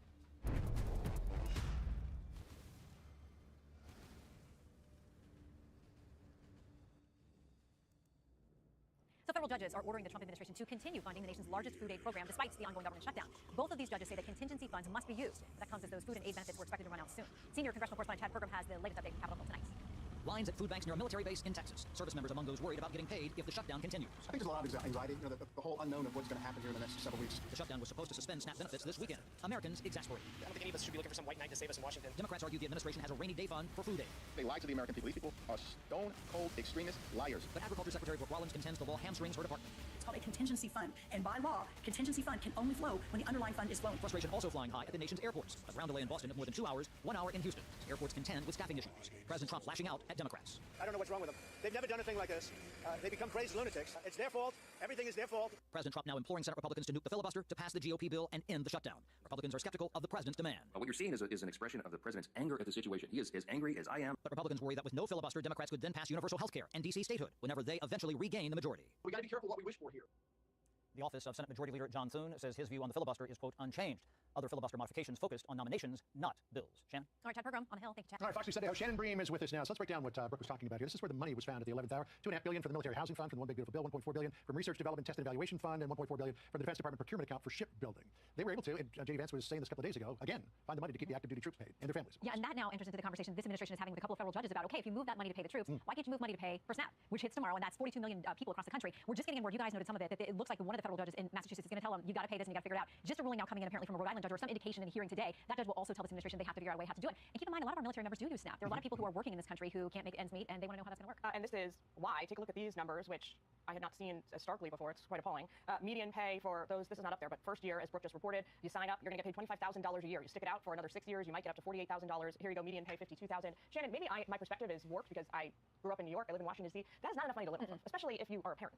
So a lot of our military members will live on a base, but not everyone does, and so some of that housing is covered. But we know that a lot of military members do also exercise government benefits. They need to keep their families together. Right. And one of the things we have to think about as they keep coming to these cliffs of figuring out a way to pay them and get through one more pay period, President Trump has said he'll do whatever he has to make sure the military gets paid. So it's worked so far. The last thing we want is for somebody to be on deployment and worry about how their kids and their spouse at home are going to make $25,000 a year is overseas, and they're not even getting paid paycheck to paycheck. Yeah, and we know that over half the people in this country report that they live paycheck to paycheck, and a lot of those folks are military. So in terms of SNAP and whether or not the government can find the money to do it, the judge is Indira Talwani in Massachusetts says it's likely illegal what they're doing, and she wants to know by Monday if they can pay for it. Here's what the New York Times reported on the SNAP court hearing yesterday. Entering the hearing, top officials in the Trump administration had acknowledged that they had billions of dollars left over across multiple federal accounts, including money in an emergency reserve specifically for SNAP. But lawyers for the Justice Department signaled that the administration could not or would not use those funds despite the looming shortfall. Can you explain that? Well, one of the arguments apparently is that some of the reserve funds for SNAP are specifically for natural disasters. We know those are going to come, and they say we don't want to deplete that because we're going to need it at some point. But they also say, despite the fact that the Trump administration did allow SNAP to remain funded during the shutdown 2018 to 2019, they say things are different this time. Different funds have been expended. There are different laws. They claim tie their hands, and that Congress has got to do something to make that money movable and fungible again. They say they just can't. But the judge did not sound like she's buying it. It sounds like this judge in Rhode Island today also does not buy it. She was also saying kind of like, guys, it's the easiest thing in the world. I don't even know why we're having this conversation. I don't think anything in the government is easy these days in Washington. I expect this will be a big topic of discussion on Fox News Sunday. It will be. We're going to have a speaker with us to talk about where are the off ramps for the shutdown. We've also got Senator Tim Scott with us, and a couple more guests we hope to lock in this afternoon. All right, looking forward to that. Good luck with the locking in. Yeah, that's always the thing. Friday afternoon. I mean, it's a pretty great rundown for a shutdown. Yeah, it is. Maybe we'll get some information that gets us closer. All right. Thanks, Jen. Thanks, guys. Greg, you have some thoughts on the royal bathroom. I love that he's renovating the bathroom or renovated because it's so fitting after dealing with 4 years of Joe Biden's crap that we have to do that metaphorically and literally. The White House needed a serious house cleaning. The Democrats treated America the way frat boys treated a cheap motel on spring break. You need a complete fumigation. That is not a pattern on the bedspread. Trust me. In terms of this hysteria, it kills me. I mean, obviously, this is more theater. You know, somehow Republicans and Trump enjoy inflicting pain on America. These are the people that ignored crime waves, that ignored the illegal immigrant gangs that came over, that said inflation was good for you. They do not have, again, we do not have to give them any of our credibility at this point. They covered up for an incapacitated president. So they know nothing about inflicting pain. I wish they would put some effort into the real fears instead of the imaginary ones. The imaginary fears are basically what we used to call luxury problems. So instead of going after the real fears that Trump understood because he spoke to people, crime, cost of living, public education is an actual fear. The imaginary fears of Democrats are the luxury beliefs that you can have time to indulge, whether it is climate change, transphobic bathrooms. Is this bathroom okay for other people? Because you are well protected from the consequences of the problems you actually ignore. So you don't have to worry about crime because you have security. If you tabulated the opportunity costs of fabricated fears just on climate change alone, $1.3 trillion a year that was spent, and you actually had applied that to actual problems of drug addiction, urban blight, police salaries, public education, the fire risk in California, how many problems could have been solved if we didn't sink all of that money into an imaginary fear? I guess what I'm saying is, in the future, fear the fear, because it's going to come again. They're going to have a new one. Well, New Yorkers don't fear the fear. They're about to elect a socialist who's going to exponentially make all those problems much worse. They'll say, right? So we're on day 30. Yes, we're on day 31 of the shutdown, Joey. And if it's not lifted by Thanksgiving, is it going to lift ever? And what will it take to get us out of this impasse? Some Democrat was on yesterday. Like, I think Veterans Day is the no later than day. So where do these days come from? It was when the new premiums come out. You know, around 1st of November was going to be the no later than day. Announced Veterans Day. This is what I'll tell you. Part of this segment is the idea that Trump is floating the ending the filibuster, nuclear option. You know, Vance was speaking with Eric Kirk, and he was asked about deploying the National Guard. And the question was, do you support doing this knowing that the next president might be a Democrat and do it as well? And Vance said, don't not do something you need to do in fear that the Democrats might do it next because they've already done it. And when we talk about the filibuster, for example, it was Harry Reid in 2013 that brought in the nuclear option for presidential confirmation. So now the folks move it forward for judicial, for the Supreme Court. So this old statesman's way of governing is a bygone era. It's gone. It's not here anymore. It might have died with the old statesman, but it's not here anymore. We have to come to terms with that. We can miss it long for it. It's like missing your grandparents' house. It doesn't exist anymore. Even if the house does, they don't. That's not how we're governed now. That may change again one day, but it's not how we're governed now. We are evenly split by the numbers, by the votes, by the rhetoric, by the issues. I don't like it. I don't necessarily advocate for ending the filibuster, but this idea that don't do it now because they might do it for you later, they already have. All right, why not? So Harold, take us into Washington, take us into the chamber. You were a member of the House of Representatives, so you know this world inside out. The Senate is supposed to be the upper chamber, but they're acting like a bunch of babies. I actually fear for this country if we're just going on a 51-vote majority in the Senate. It means they've completely given up on working together. What does the nuclear option mean long-term for both parties? I think a couple of things. I've heard John Thune, I've heard some Republicans, John Thune, who I served in Congress with and like a great deal of respect, say that a lot of why Democrats won't come to the table candidate in the Senate to try to end this moment and get the government back open because they're afraid of the far left in the party. They're probably right. I think not doing what the deal maker and Mike Johnson, the reason they can't sit down with Democrats, and President Trump doesn't want them to. Number two, to Joey's point, which ties into yours, we may have left this era where we want some sort of statesmanship or where we want government to work in a certain way. I hope they don't end the filibuster. I think one of the great protections that the minority, not racial minority, but the political minority has in this country when politics is being litigated like this is that the majority just can't run over the minority unless there are rules that are followed. I will say this though: if I were president of the United States, as a Democrat, I had a Democrat-controlled Congress by 1 seat and a Republican-controlled Senate by 1 seat. I think it behooves the leader of the country when you have this kind of silly, immature politics happening on both sides. We can outblame Democrats more for the sake of the argument. You need a president that will come to the table and say, here's what we're going to do. Here's why we have to do this. And go negotiate with them, and let's figure out an answer to this. For the life of me, I don't understand how we can be, and the president says this often, we're the hottest country in the world. We have 42 million people on food stamps in America. Put aside that the funding is not there, but we have one of eight Americans experiencing this. This to me is as fundamental a problem as anything. But we are faced with a crisis right now. We also have an obesity epidemic. The irony here. Right, and because the food is so, this is where Robert F. Kennedy Jr. is right. I hope he focuses on it. If I just can't for the life of me understand why people won't come back, make the Republicans agree to deal with the healthcare premiums and get the government back over. Because at the end of the day, people suffering like this is something I don't put aside being inconvenience flying. You have 40 million people, 42 million people who are losing their healthcare. Let's do the least that government's supposed to do, which is to provide these kind of benefits for everyday Americans. So I'm as discouraged as you are. I hope Joey's wrong. I hope we get back to a moment where statesmanship reigns. But we're going to have to throw all the clowns out before we get there. Speaking of clowns, Paul, if you had known that the former vice president had such a potty mouth, would you have voted for her? I think she's just wonderful. She's so authentic. Here's the thing. Look, let's try to capture all the commentary here that's coming from the left. These days, on the left, the Democratic Party right now, you're either an anarchist or an elitist. And the elitists want to be down with the anarchists. And that's what's behind all of that statements, all those things, right? You got Kamala cursing. Where's that coming from? All of a sudden, she's trying to show us how street she is, right? They're trying to reach out to the middle class and people, everyday Americans that they've completely lost. Van Hollen, right? Republicans just enjoy watching people suffer. Here's Van Hollen. Comes from a State Department background in his family. Massachusetts boarding school, Swarthmore, where he got a BA in philosophy. All right, he got a master's from Harvard JFK School. I'd like to dump on that, but I went there too, so I can't. Georgetown Law. This guy didn't have a job till he was almost 30. All right, and he's telling us now how we're supposed to live. He's never had a real job, never been scuffed up much like I. He was never in the real working sector, and now they're telling us how horrible we are. Bottom line is this: if you notice, the narrative has changed. Initially, it was we want to get rid of health. We want to take away healthcare from all the class. Now that didn't work. All right, very clearly the polling showed it didn't work because it came back to Obamacare. They didn't want to own that. So now all of a sudden it's snapped. We want everybody to starve, and that's what they're going to go with. We recognize that. The filibuster was not put in place by the founding fathers. They had never perceived that there was no filibuster until about mid-1800s. So this is not something that is anti-constitutional. I hope they don't get rid of this. Well, I agree with you. But that said, it's not like this is so far out anymore. It was something that was put in as a rule in the Senate to make sure that it was more deliberative. That you didn't have a tyranny of the majority and all of that. But at some point, if it's going to regularly evolve to the point that our entire government apparatus freezes, well, you know what? Then maybe it's time to go. Maybe the people voted for a majority, even if it's one vote. At least the thing moves forward. But the bottom line from where I sit right now is you have a very simple way to do this. The continuing resolution. Everybody gets to eat, and we cut the deal. As before we came on here, just to close the loop, 2 judges have ruled that they got to use the discretionary funds. They got to find money to pay the SNAP benefits. Okay, look at what they did. It's such blatant forum shopping. All right, 2 Obama judges, Massachusetts, I forget what it was, both of them Obama appointed. So very clearly, this has gone into the hyper-political stuff. That, by the way, always gets overturned when it goes up the chain. So this idea that they're using leverage, that's a bad optic. Pass a continuing resolution, get people fed, and then let's cut it. All right, here we go. A huge programming note. Jesse Waters has an exclusive interview with Erica Kirk this coming Wednesday, November 5th at 8 p.m. It is Erica's first sit-down interview since Charlie's assassination. The White House National Economic Council. Kevin, great to have you with us. Thank you for joining me on this Friday afternoon. Obviously, it's Halloween. People are hoping to have a lot of fun this afternoon, but they're also worried about these benefits that are running out. We heard from President Trump just a moment ago, and we played that, but we also heard from him on Truth Social, and he talked about the filibuster, and he said that the Democrats have gone stone cold crazy. The choice is clear: initiate the nuclear option, get rid of the filibuster, and make America great again. So this is something that Republicans could do, and they could push this through and reopen the government with 53 votes. What's your reaction to that from the president, and what do you see happening next, Kevin? Right, well, the president is right that we've got to get the government open because we've got people who aren't getting the food support they need.